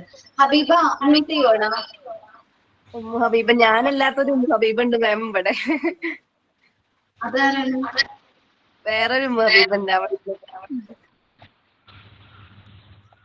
ഈ ക്ലാസ്സിലാണോ? അതെ മാം, 2 ഉണ്ട്. ഞാൻ മ്യൂട്ട് ചെയ്തിട്ടുണ്ട്. നിങ്ങളെ സൗണ്ട് വരാണെങ്കിൽ ഒന്ന് ഇൻഫോം ചെയ്യട്ടാ നിങ്ങളെ. ഓക്കെ. അപ്പോ നമ്മളെന്താണ്, അപ്പൊ കറക്റ്റ് ആയിട്ടുള്ള ന്യൂട്രീഷൻ നീഡ്സ് കുട്ടിക്ക് മീറ്റ് ചെയ്യണം. അതിന് വേണ്ടിയിട്ടുള്ള ഐറ്റംസ് നമ്മൾ എന്തെങ്കിലും കൊടുക്കണം. അല്ലാതെ ഒരുപാട് അമിതമായിട്ട് കൊടുത്തു കഴിഞ്ഞാൽ ഒരുപാട് വെയിറ്റ് ഹൈറ്റ് ഒക്കെ വെക്കും. അവരുടെ ഏജിന്റെ അനുസരിച്ചുള്ള ഫുഡ് ഐറ്റംസ് കൊടുക്കാൻ ശ്രദ്ധിക്കുക. അല്ലെങ്കിൽ അവർക്ക് വേറെ അസുഖങ്ങൾ വരാനുള്ള ചാൻസ് ഉണ്ട്. ചില കുട്ടികൾ നമ്മൾ ശ്രദ്ധിച്ചിട്ടുണ്ടെങ്കിൽ അറിയാൻ പറ്റും, അവർക്ക് ഭയങ്കര വണ്ണവും ഭയങ്കര ഹൈറ്റ് ഒക്കെ ആയിരിക്കും. പക്ഷെ അത് അവരുടെ ഏജ് ചോദിക്കുമ്പോൾ ചിലത് നിസ്സാരമായിരിക്കും. ചില മക്കളോട് നമ്മൾ ഏജ് ചോദിക്കുമ്പോൾ അവര് കുറച്ചും കൂടി വലിയ ഏജ് ആയിട്ടും പറയുന്നത്. 4 വയസ്സായ കുട്ടിന്ന് പറയുമ്പോൾ അത് ചിലപ്പോൾ ഒരു 3 വയസ്സിന്റെ വളർച്ചയോ 2.5 വയസ്സിന്റെ വളർച്ചയോ ഉണ്ടാവുള്ളൂ. സോ അത് മാൽന്യൂട്രീഷൻ ആണ് എന്ന് ഐഡന്റിഫൈ ചെയ്യാം. പിന്നെ നമ്മൾ ഈ ഹൈറ്റും വെയിറ്റിന്റെ കാര്യത്തിൽ നമുക്ക് ജനറ്റിക് ആയിട്ടുള്ള ഫാക്ടറും കൂടി ഇൻക്ലൂഡ് ആണ് കേട്ടോ. അച്ഛനും അമ്മയും ഹൈറ്റും വെയിറ്റും കുറവുള്ള ആൾക്കാരാണെങ്കിൽ കുട്ടികളും അതേപോലെ ആയിരിക്കും. അതേപോലെ അച്ഛനും അമ്മയും ഹൈറ്റും വെയിറ്റും കുറവാണെങ്കിൽ അതേപോലെ വരാനുള്ള ചാൻസ് ഉണ്ട്. നമ്മളത് നോക്കണം. കുട്ടിക്ക് ഭയങ്കരമായിട്ട് വെയിറ്റ് കുറവാണ്, ഹൈറ്റ് കുറവാണെന്ന് നമ്മൾ പറയുമ്പോൾ ഈ ജനറ്റിക് ഫാക്ടർ കൂടി നമ്മളൊന്നും എന്ത് ചെയ്യണം, ശ്രദ്ധിക്കേണ്ടതായിട്ടുണ്ട്. ഓക്കെ, ഇനി വരുന്ന ഡയറ്ററി റിക്വയർമെന്റ്സ് ഓരോ പാരഗ്രാഫ് ഓരോരുത്തർ വായിക്കോ? ഞാൻ വായിക്കാമേ. അതിന്റെ paragraph വായിച്ചോളാം. The nutritional necessity of children depends upon their body size, which is much higher than those for adults. Though the body needs all the nutrients in the required proportion, nutrients more important at this age are carbohydrate, protein, vitamins A, B, C, and D, calcium, phosphorus, iodine, and iron. The energy and the protein requirement for 3 to 6 years age group are as follows. Energy 1690 calories per day, protein 30 gram per day.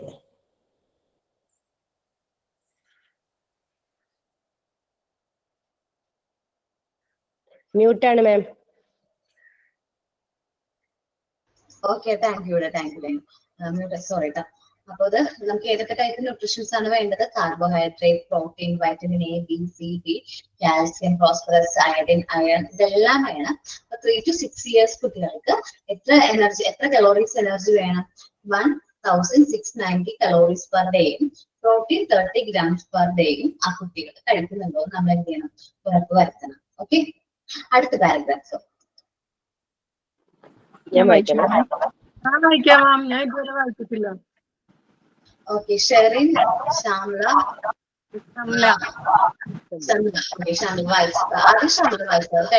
വായിച്ചോട്ടോ. എന്തെങ്കിലുമൊക്കെ തെറ്റുണ്ടി പറയണോട്ടോ മാം. Okay. The preschooler's diet should contain sufficient cereals, pulses, and variety of vegetables. The vegetables can be എന്താണ് മിസ്സേ? Variety of vegetables. The vegetables can be either green leafy, carrots, pumpkins, etc. etc. അതിന്റെ മണ്ടേ ഒരു sentence ഒരു line വിട്ടുപോയടാ Shyamala. Leafy vegetables like spinach, beans, etc. or yellow and orange vegetables such as carrots, pumpkins, etc. Citrus fruits like musambi, orange, gooseberry, and yellow fruits such as papaya, guava, and mango should be included. Milk should also be given in food amounts, although over അങ്ങനെ തന്നെയാണോ മാം? ആൾത്തോന്നാണോ? Also over emphasis should be avoided. If a child does not take milk, alternative milk preparation like curd, paneer, custard, kheer, pudding can be used egg, meat and fish should be included in case of non-vegetarians. ശരിയായോ? ഓക്കേടാ, ശരിയായി, കുഴപ്പമില്ല കേട്ടോ, നന്നായിട്ട് വായിച്ചു. Okay, green leafy vegetables നമ്മൾ ഡയറ്റിൽ include ചെയ്യണം. ഏതൊക്കെയാണ് എക്സാമ്പിൾ? സ്പിനാച്ച്, ബീൻസ് ഒക്കെയാണ്. യെല്ലോ ആൻഡ് ഓറഞ്ച് വെജിറ്റബിൾ എന്ന് പറയുന്നത് ക്യാരറ്റ്, പംകിൻ, അതായത് സിട്രസ് ഫ്രൂട്ട്സ്, ചില പുളിപ്പുള്ള അല്ലെങ്കിൽ ഒരു സിട്രസ് ഇൻക്ലൂഡ് ആയിട്ടുള്ള ഫ്രൂട്ട്സ്. നമുക്കറിയാം ഓറഞ്ചിനൊക്കെ ഒരു ചെറിയ പുളിയാണുള്ളത്, റോസ്ബെറിക്കൊക്കെ ഒരു ചെറിയ ഒരു പുളിയുണ്ട്, അങ്ങനത്തെ ഫ്രൂട്ട്സുകൾ. ഇതിന് യെല്ലോ ഫ്രൂട്ട്സ് ആയിട്ടുള്ള എന്തൊക്കെയാണ്? പപ്പായ, ഗുവ, മാംഗോ, ഇതെല്ലാം ഇൻക്ലൂഡ് ചെയ്യുന്നത് നല്ലതായിരിക്കും. ഞാൻ പ്രിഫർ ചെയ്യുന്നത് സീസണബിൾ ഫ്രൂട്ട്സ് ആണ് നമ്മൾ കൊടുക്കുന്നത് ഏറ്റവും നല്ലതെന്ന് പറയും. നമ്മളുടെ സീസൺസ് അനുസരിച്ചിട്ടുള്ള ഫ്രൂട്ട്സ് കൊടുക്കുക. അപ്പൊ സീസണൽ ഫ്രൂട്ട്സ് നമ്മളൊരു പത്ത് വരെയും മായമില്ലാത്തതായിരിക്കും. സീസണൽ ഫ്രൂട്ട്സ് നമുക്ക് എന്ത് ചെയ്യാൻ പറ്റും? കുട്ടികളെ ഇൻട്രൊഡ്യൂസ് ചെയ്യാൻ പറ്റും. ദെൻ ഇനി വരാൻ പോകുന്ന സീസൺസ് വെച്ചാൽ വേനൽ അവധിയാണ്, സമ്മർ വെക്കേഷൻ. നമ്മളുടെ ചെറുപ്പത്തിൽ വേനൽ അവധി എന്ന് പറയുമ്പോൾ തന്നെ നല്ല മാങ്ങയുടെ സീസൺ ആയിരിക്കുള്ളൂ അല്ലെ. എല്ലാ വീട്ടിലും ഉണ്ടാവും ഇതേപോലെ ഒരു മാവും. അപ്പൊ അതിലൊക്കെ മാങ്ങ പഴുത്ത് കിടക്കുന്നത് അതൊക്കെ ആയിരിക്കും. എന്റെ ഓർമ്മയിൽ അങ്ങനെയുണ്ടാവും ഞങ്ങളുടെ സമ്മർ വെക്കേഷൻ എന്ന് പറഞ്ഞിട്ടുണ്ടെങ്കിൽ. അതേപോലെ ചക്ക വറക്കും. ചക്ക ആ സമയത്താണ് കിട്ടുന്നത്, വിഷുവിന്റെ ടൈമിലാണ് ചക്ക കിട്ടുന്നത്. അപ്പൊ ചക്ക അന്ന് നന്നായിട്ട് ഇങ്ങനെ നല്ല രീതിയിൽ അത് ക്ലീനൊക്കെ ചെയ്ത് അതിങ്ങനെ അരിഞ്ഞ് ഒത്തിരി സമയം എടുത്തിട്ടാണ് അപ്പൊ ഇത് പ്രിപ്പയർ ചെയ്യണേട്ട് എന്റെ ഒരു ഓർമ്മയില്. അതിങ്ങനെ അരിഞ്ഞ് മിക്സ് ചെയ്തു എണ്ണയിലിട്ട് ഇങ്ങനെ വറുത്തെടുക്കും. അപ്പൊ അതൊക്കെ കഴിക്കുന്നത് ഈ സമ്മർ വെക്കേഷനാണ്. അപ്പൊ സീസണൽ ഫുഡുകൾ കുട്ടികൾക്ക് ഇൻട്രൊഡ്യൂസ് ചെയ്യാം. വറുത്ത് കഴിക്കണം എന്ന് ഞാൻ ഇപ്പൊ പറയില്ല കേട്ടോ. വറുത്തത് അങ്ങനെ അധികം കൊടുക്കാതിരിക്കുന്നതാണ് നല്ലത്. എന്റെയൊക്കെ ഓർമ്മയിലേക്ക് കാര്യം, കാരണം കുറച്ച് വറുക്കുള്ളൂ അത്. വിഷുവിന്റെ ഭാഗമായിട്ട് കുറച്ച് വറുക്കാൻ പോലെ വയ്ക്കും, ഞങ്ങൾ കഴിക്കും. അങ്ങനെ ചക്ക, അതേപോലെ മാങ്ങ, അതൊക്കെ നമ്മുടെ സീസണൽ ഫുഡാണ്. എന്താടാ? ക്യാബേജോ?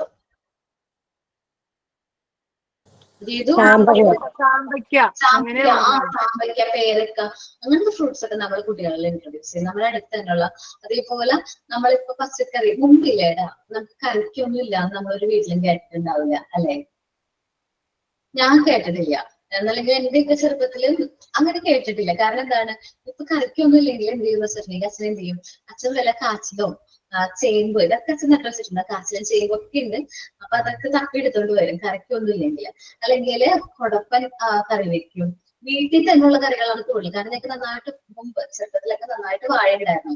വാഴ എന്ന് വെച്ചിട്ടുണ്ടെങ്കിൽ വിചാരിക്കും ഒരു വാഴയില്ല, അതൊരു പ്രാവശ്യം കൊലക്കല്ലേ, ഇന്നത്തെ പോലെ അല്ല അത്. എന്ന് വെച്ചിട്ടുണ്ടെങ്കിൽ ഒരു വാഴക്കൊല വെട്ടിക്കഴിഞ്ഞ് അടുത്ത വാഴക്കൊല അപ്പോഴേക്കും കാച്ചിട്ടുണ്ടാവും, വന്നിട്ടുണ്ടാവും. അപ്പൊ അത് ഇങ്ങനെ ഫുള്ളായിട്ട് നമുക്കത് യൂസ് ചെയ്യാനായിട്ട് പറ്റും. ഒരു വർഷം മൊത്തം നമുക്ക് യൂസ് ചെയ്യാൻ പറ്റും. പിന്നെ നമ്മൾ ഇന്ന് കാണുന്ന നമ്മുടെ വീട്ടിലുള്ള പോലെ ചെറിയ വാഴക്കൊലൊന്നല്ല. എന്റെ ഓർമ്മയിൽ എന്നേക്കാളും ഭയങ്കര ഹൈറ്റ് ഉള്ള വാഴക്കൊലയൊക്കെ ഞാൻ വീട്ടിൽ വെട്ടിയിട്ടുണ്ട്. എന്ന് വെച്ചാല് ഭയങ്കരമായിട്ട് അത് അച്ഛൻ അങ്ങനെ സ്വന്തം ഒരുമിച്ച് കടയിൽ കൊണ്ട് കൊടുക്കുകയൊക്കെ ചെയ്യാം. നമുക്ക് ഭയങ്കര പൈസ കിട്ടും. പക്ഷെ അങ്ങനെ അച്ഛൻ കൊടുക്കൂല. അതെല്ലാ അയലിന്റെ കൊടുക്കും, എല്ലാ വീടുകളിലും കൊടുക്കും. ഞങ്ങൾക്ക് ആവശ്യമുള്ള ഞങ്ങൾ കൊടുക്കും. അങ്ങനെ അതിനനുസരിച്ച് എപ്പോഴും പഴം ഉണ്ടാവും. എല്ലാപ്പോഴും പാളയംകോടനാണ് അച്ഛൻ മെയിൻ ആയിട്ട് കൃഷി ചെയ്യുന്നത്. പാളയംകോടനാണ് കൂടുതലും അച്ഛന്റെ ആവശ്യത്തിന്, വീട്ടിലേക്ക് ആവശ്യത്തിനാണ് ചെയ്യുന്നത്. ബാക്കിയുള്ളതേ കൊടുക്കുള്ളൂ. പിന്നെ അച്ഛൻ്റെ തന്നെ അച്ഛൻ അത്യാവശ്യം ഗാർഡനിങ് ഒക്കെയാണ്. എനിക്കിഷ്ടമാണ് അച്ഛൻ ചെയ്യുന്ന പോലെ ചെയ്യണം എന്നൊക്കെ, പക്ഷെ ടൈം ഇല്ലാത്താണ് പ്രശ്നം. അതുപോലെ അച്ചിങ്ങ, ചീര ഒക്കെ വീട്ടിൽ തന്നെ ഉണ്ട്. മുളക്, ഇഞ്ചി ഒക്കെ അച്ഛനാ ചുറ്റുപാടും തന്നെ എല്ലാരും ഉണ്ട്. അപ്പൊ ഞാൻ പറയും ഇഞ്ചി തീർന്നല്ലോ, ഇഞ്ചി വാങ്ങിക്കട്ടെ എന്ന് പറഞ്ഞു കഴിഞ്ഞാൽ അച്ഛൻ പറയും വേണ്ട, എവിടെ ഉണ്ട് എന്ന് പറഞ്ഞ അച്ഛൻ പോയിട്ട് മണ്ണിലിങ്ങനെ എടുത്ത് കൊണ്ടുവരും. ഒരുപാട് കാര്യങ്ങൾ വീട്ടിൽ തന്നെ ഉണ്ട്. ചീരയൊക്കെ എനിക്ക് എപ്പോഴും തോന്നാറുണ്ട് നല്ലതാണ്. കാരണം ഹസ്ബൻഡിന്റെ വീട്ടില് ഫുള്ളും ടൈലിട്ടിരിക്കുകയാണ്. സോ അതുകൊണ്ട് അവിടെ ഒന്നും ചെടിയൊന്നും നടാൻ പറ്റില്ല. പിന്നെ ഉള്ളത് ചട്ടിയിലായിരിക്കും. പക്ഷെ എന്റെ അച്ഛൻ എന്ന് വെച്ചാൽ ചെറിയൊരു സ്ഥലത്താണെങ്കിൽ പോലും അച്ഛനത് ആ ഒരു ചെറിയ പ്ലേസ് ആണെങ്കിൽ പോലും മാക്സിമം യൂട്ടിലൈസ് ചെയ്യും. പിന്നെ ടെറസിൽ കൃഷിയുണ്ട്. അപ്പൊ നമുക്ക് വീട്ടിൽ ചെന്ന് കഴിഞ്ഞിട്ടുണ്ടെങ്കിൽ അത്യാവശ്യം നല്ല വെജിറ്റബിൾസ് ഒക്കെ കിട്ടുന്നത്. അതേപോലെ പീച്ചിങ്ങ, മത്തങ്ങ ഒക്കെ ഉണ്ടാവും. അച്ഛൻ്റെ ഓരോ ടൈം അനുസരിച്ച് അതിലും നന്നായിട്ട് അത് കിട്ടുകയും ചെയ്യും ഞങ്ങൾക്ക്. അപ്പൊ അത് ഒരു പരിധി വരെ വീട്ടില് പുറത്തുനിന്ന് പച്ചക്കറി വാങ്ങിക്കുന്നതിനെയും നല്ലത് അതാണെന്ന് എനിക്ക് തോന്നാറുണ്ട്. വീട്ടിലെല്ലാവരും സാധാരണ വീട്ടിലുള്ള പച്ചക്കറിനെ യൂസ് ചെയ്യുന്നത്. അപ്പൊ നമ്മള് നിങ്ങൾക്ക് സമയം ഉണ്ടെങ്കിൽ നിങ്ങളൊന്ന് വീട്ടില് ഒരു അടുക്കള കാണും പോലെ ചെയ്യണം, നല്ലതായിരിക്കും. ഞാൻ കൃഷി ചെയ്യുന്നുണ്ടല്ല. ആണല്ലേ? കോളിഫ്ലവർ, കാബേജ്, തക്കാളി, വെണ്ടയ്ക്ക, വീച്ചിങ്ങ, ക്യാബേജ് എല്ലാം ഉണ്ട്. ഓക്കെ. ഇപ്പൊ ക്യാബേജ് കോളിഫ്ലവർ ഒക്കെ കഴിഞ്ഞു. ജനുവരി കൊണ്ട് അതിന്റെ തീരും. സീസൺ അത്. ഓക്കേടാ. അത് അത് മഞ്ഞളും കൊടുക്കുമ്പോ ടൊമാറ്റോ കൊടുക്കും. അങ്ങനെ അത് എല്ലാം കൊടുക്കും. ചെയ്യുന്നുണ്ട്. പുറത്തേക്ക് കൊടുക്കുമോ നിങ്ങള്? ഇല്ല, എന്റെ വീട്ടിലെ എല്ലാ കറികളും പച്ചക്കറിയെല്ലാം ഞാൻ ഇവിടെ തന്നെ ചെയ്യുന്നയാ. അത് നല്ലതാണ്, ശരിക്കും പറഞ്ഞാൽ നല്ലതാണ്. കാരണം നമ്മൾ ഈ മാംസമായും കൊടുക്കുന്നതിൽ നല്ലതല്ലേ ഇത് വീട്ടിൽ തന്നെ ഉള്ളത്. അതേപോലെ നല്ല ടേസ്റ്റ് ആണ്. എന്റെ വീട്ടിലെ കറിക്ക് നല്ല ടേസ്റ്റ് ആണ്. കാരണം മായമൊന്നുമില്ലല്ലോ, ഫ്രഷ് ആണല്ലോ. നമ്മുടെ വീട്ടിലെ കാബേജിന് നല്ല ടേസ്റ്റാ. അത് നമ്മൾ പുറത്തുനിന്ന് വാങ്ങിക്കുന്ന പോലെ അല്ല. ക്യാബേജ് അച്ഛന് ഇഷ്ടമല്ല. അച്ഛന് ക്യാബേജും കോളിഫ്ലവറും പറ്റൂല. അപ്പൊ അതുകൊണ്ട് എനിക്കും പറ്റും. എനിക്ക് തൈറോയ്ഡ് ഉള്ളതുകൊണ്ട് ചെറുപ്പം മുതലേ വീട്ടിൽ വാങ്ങിക്കാണ്. പക്ഷെ അതിനോടില്ല. പക്ഷെ തക്കാളി ഒക്കെയുണ്ട്. അത് നല്ല ടേസ്റ്റ് ആണ്. നമുക്ക് സാധാരണ കടയിൽ നിന്ന് വാങ്ങിച്ച് കറി വെക്കുന്നതിനേക്കാളും ടേസ്റ്റ് ആണ് അതിന്, അല്ലെ? എക്സ്പീരിയൻസ് ഒക്കെ ഒന്ന് ഫ്രണ്ട്സിന് പറഞ്ഞു കൊടുക്കുക, ടിപ്പ് ഒക്കെ പറഞ്ഞു കൊടുക്കുക, കേട്ടാ? ശരി മാം. ശരി. ഓക്കേടാ. താല്പര്യമുള്ളവരൊക്കെ വീട്ടിൽ തന്നെ ചെയ്യുന്നത് നല്ലതാണ്. ഇനിയിപ്പോ ചിലപ്പോൾ കുറച്ച് പെട്ടെന്ന് ഒരു ഇൻട്രസ്റ്റിന് പോയിട്ട് ഗാർഡനിങ് ഒക്കെ സ്റ്റാർട്ട് ചെയ്യും. പിന്നെ അത് നോക്കാതെ വിടും. ടൈമൊന്നും ഇല്ല എന്നൊക്കെ പറഞ്ഞു. പക്ഷെ നമ്മുടെ ലൈഫിൽ ചെറിയ ടൈം സ്പെൻഡ് ചെയ്യുകയാണെങ്കിൽ നമുക്ക് നമ്മുടെ വീട്ടിലേക്ക് ആവശ്യമുള്ള പച്ചക്കറികൾ നമ്മുടെ വീട്ടിൽ തന്നെ നമുക്ക് ഉണ്ടാക്കിയെടുക്കാനായിട്ട് വരും. അതാണ് നല്ലത് മക്കളെ. ഈ പറഞ്ഞ തമിഴ്നാട്ടിൽ നിന്നൊക്കെ വാങ്ങിക്കുന്ന പച്ചക്കറികളൊക്കെ മൊത്തം മായാണ്. നമ്മൾ വിചാരിക്കുന്ന പോലെ നമ്മൾ കഴിക്കുക. നമുക്കൊക്കെ ഇപ്പൊ കൂടുതലായിട്ട് നമ്മുടെ ഏജിലുള്ളവർക്ക് അഡൾട്ടുകൾക്ക് എന്താ അസുഖം വരുന്നത്? ഇവര് കഴിക്കുന്ന ഫുള്ളും മായാണ്. നമ്മുടെ കാരണന്മാരൊക്കെ കഴിച്ച നല്ല ആരോഗ്യമുള്ള ഫുഡാണ്. അവർക്കൊക്കെ ഷുഗറും പ്രഷറും അല്ലെങ്കിൽ എന്തെങ്കിലും അസുഖം വന്നു തുടങ്ങിയത് ഒരു 50-55 വയസ്സ് കഴിയുമ്പോഴാണെങ്കിൽ, ഇന്ന് നമ്മളുടെ പിള്ളേർക്ക് 30-32-35 വയസ്സാകുമ്പോഴേക്കും അവർക്ക് ഓരോ അസുഖങ്ങൾ വന്നുകൊണ്ടിരിക്കാം. ഓക്കെ, ഡ്രാഗൺ ഫ്രൂട്ട് ഉണ്ടോ? അത് ഞാൻ എവിടെയും അധികം കണ്ടിട്ടില്ല. എന്റെ വീട്ടിലും ഉണ്ട് മാം ഡ്രാഗൺ ഫ്രൂട്ട്. മറ്റേ വയലറ്റ് കളറില് കടകളിലൊക്കെ ഡ്രാഗൺ ഫ്രൂട്ട് ഉണ്ട്. ഇവിടെ മൾബറി ഉണ്ട്, സ്ട്രോബെറിയും ഇവിടെ ഭയങ്കര ക്രേസ് ആണ് ഗാർഡനിങ്ങിന്. അപ്പൊ അത്യാവശ്യം എല്ലാം ബെറീസ്, പപ്പായ, നമ്മുടെ ലേഡി പറഞ്ഞ ഒരു പപ്പായ ഉണ്ടല്ലോ, നല്ലൊരു ഓറഞ്ച് ഷെയ്ഡ്. അപ്പൊ ആ പപ്പായ ഉണ്ട്. ഫ്രൂട്ട്സ് ഒക്കെ ഒട്ടുമിക്കതും ഇവിടെ എല്ലാം ഇഷ്ടമാണ് കൃഷി ചെയ്യാൻ. പച്ചക്കറിയും ഉണ്ട്, കോവയ്ക്ക, പയറ്, അതുപോലെ മുരിങ്ങയ്ക്ക, മുളക്.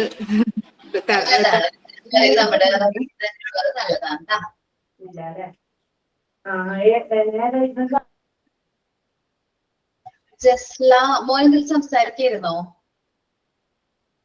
ജസ്ല, ഇത് എന്തോ തമ്മിൽ പറയണത് റിപ്പീറ്റ് ആയിട്ട് തോന്നിയോണ്ട് ഞാൻ മ്യൂട്ട് ചെയ്തേരാടാ. ഇതിൽ പറയുകയാണെങ്കിൽ മ്യൂട്ട് മാറ്റാം. എവിടെ നിങ്ങളുടെ വീട്? എവിടെ? ബിയർ ആപ്പിൾ, ചെറിയ ആപ്പിൾ ആണോ അത്? കുഞ്ഞിത് അല്ല, അത് ഇലന്തപ്പഴം എന്ന് പറയും. ബെറാപ്പിൾ ആപ്പിളിനെ പോലെ തനിക്ക് പച്ച കളറില്. പച്ച colour. Green apple. Green apple അല്ല, ഇലന്തപ്പഴം എന്ന് പറയുന്നതിന് കടയിലൊക്കെ പഴം എന്ന് പറയും. അത് ഈ ഷുഗർ ഉള്ളവർക്കൊക്കെ കഴിക്കാൻ നല്ലതെന്ന് പറയണേ. ഗ്രീൻ കളറാണ് അത്, ആപ്പിൾ പോലെ തന്നെ ഇരിക്കുന്നേ. മുരുമുരാന്നിരിക്കുന്നതല്ലേ കഴിക്കുമ്പോ? എങ്ങനെ? കുറച്ച് ക്രിസ്പിനെസ് ഉള്ളതല്ലേ കടിക്കുമ്പോ? അതന്നെ. ഞാൻ കണ്ടിട്ടില്ല, ഞങ്ങൾ നാട്ടിലില്ല കേട്ടോ. ബീച്ച് സൈഡിലെല്ലാം ഉപ്പിലിട്ടിട്ടുണ്ടാവും മിസ്. നമുക്ക് കടയിൽ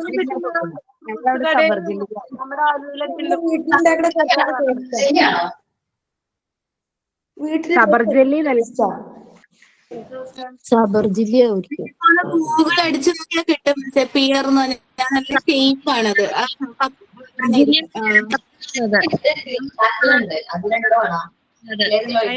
പ്രാക്ടിക്കൽ ക്ലാസ്സിൽ വരുമ്പോ എല്ലാവരും ഈ സാധനം കൊണ്ട് വരണേ, കേട്ടോ? കൊതിയായിട്ട് പാടില്ല, കേട്ടിട്ട് കൊതിയായിട്ട് പാടില്ല. ഈ പ്രാക്ടിക്കലിന് നമ്മൾ ക്ലാസ് വയ്ക്കൂലോ, എല്ലാവരും ആവശ്യമുള്ള എല്ലാം കൊണ്ടുവരണം കേട്ടോ. ഉറപ്പായിട്ടും ഇവിടെ ഉള്ളതെല്ലാം കൊണ്ടുവരാം ഇൻഷാ അല്ലാഹ്. എന്റെ താഴ്മയായ ഒരു അപേക്ഷയാണ്, കേട്ടിട്ട് കൊതിയാവുന്നു. പിൻ ചെയ്ത് മിസ്. അയ്യോ പോയി. ഇപ്പൊ ആരായിരുന്നു? സമരൻ. കണ്ട് അടിപൊളി.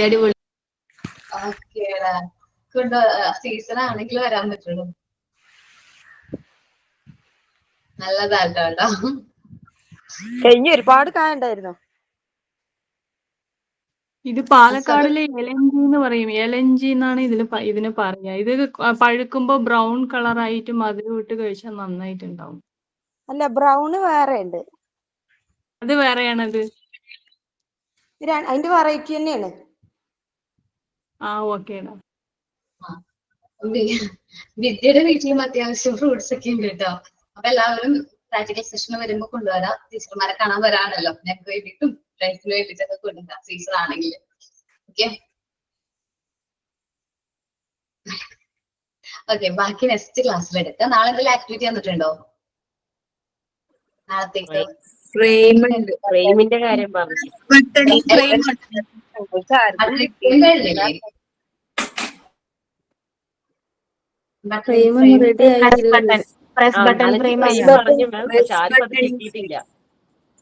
പ്രസ് ബട്ടൺ ആണ് ഇനി.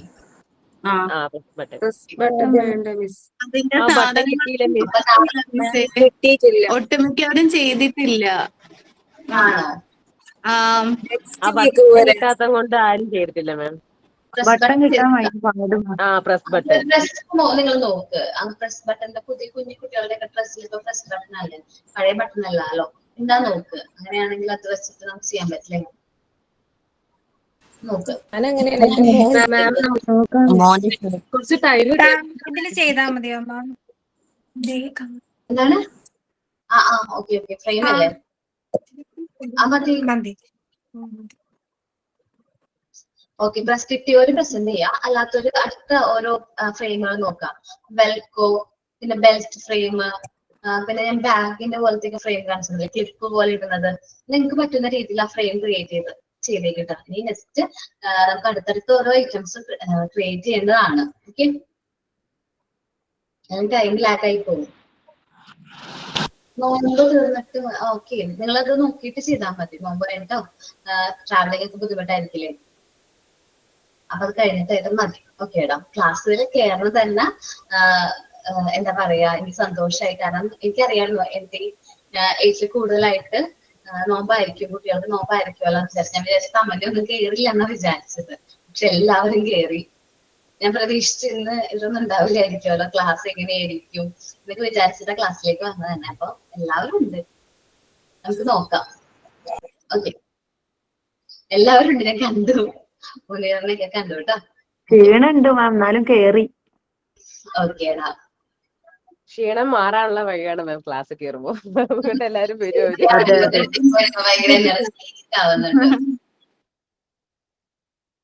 ഓക്കെ. എനിക്കും അതെ, നിങ്ങളുടെ ക്ലാസ്സിൽ ഇരുന്നിട്ട് പോകുമ്പോ ഭയങ്കര വിഷമം, ക്ലാസ് തീർന്നല്ലോ, ഇനി പോണമല്ലോ എന്ന് ആലോചിക്കുമ്പോ.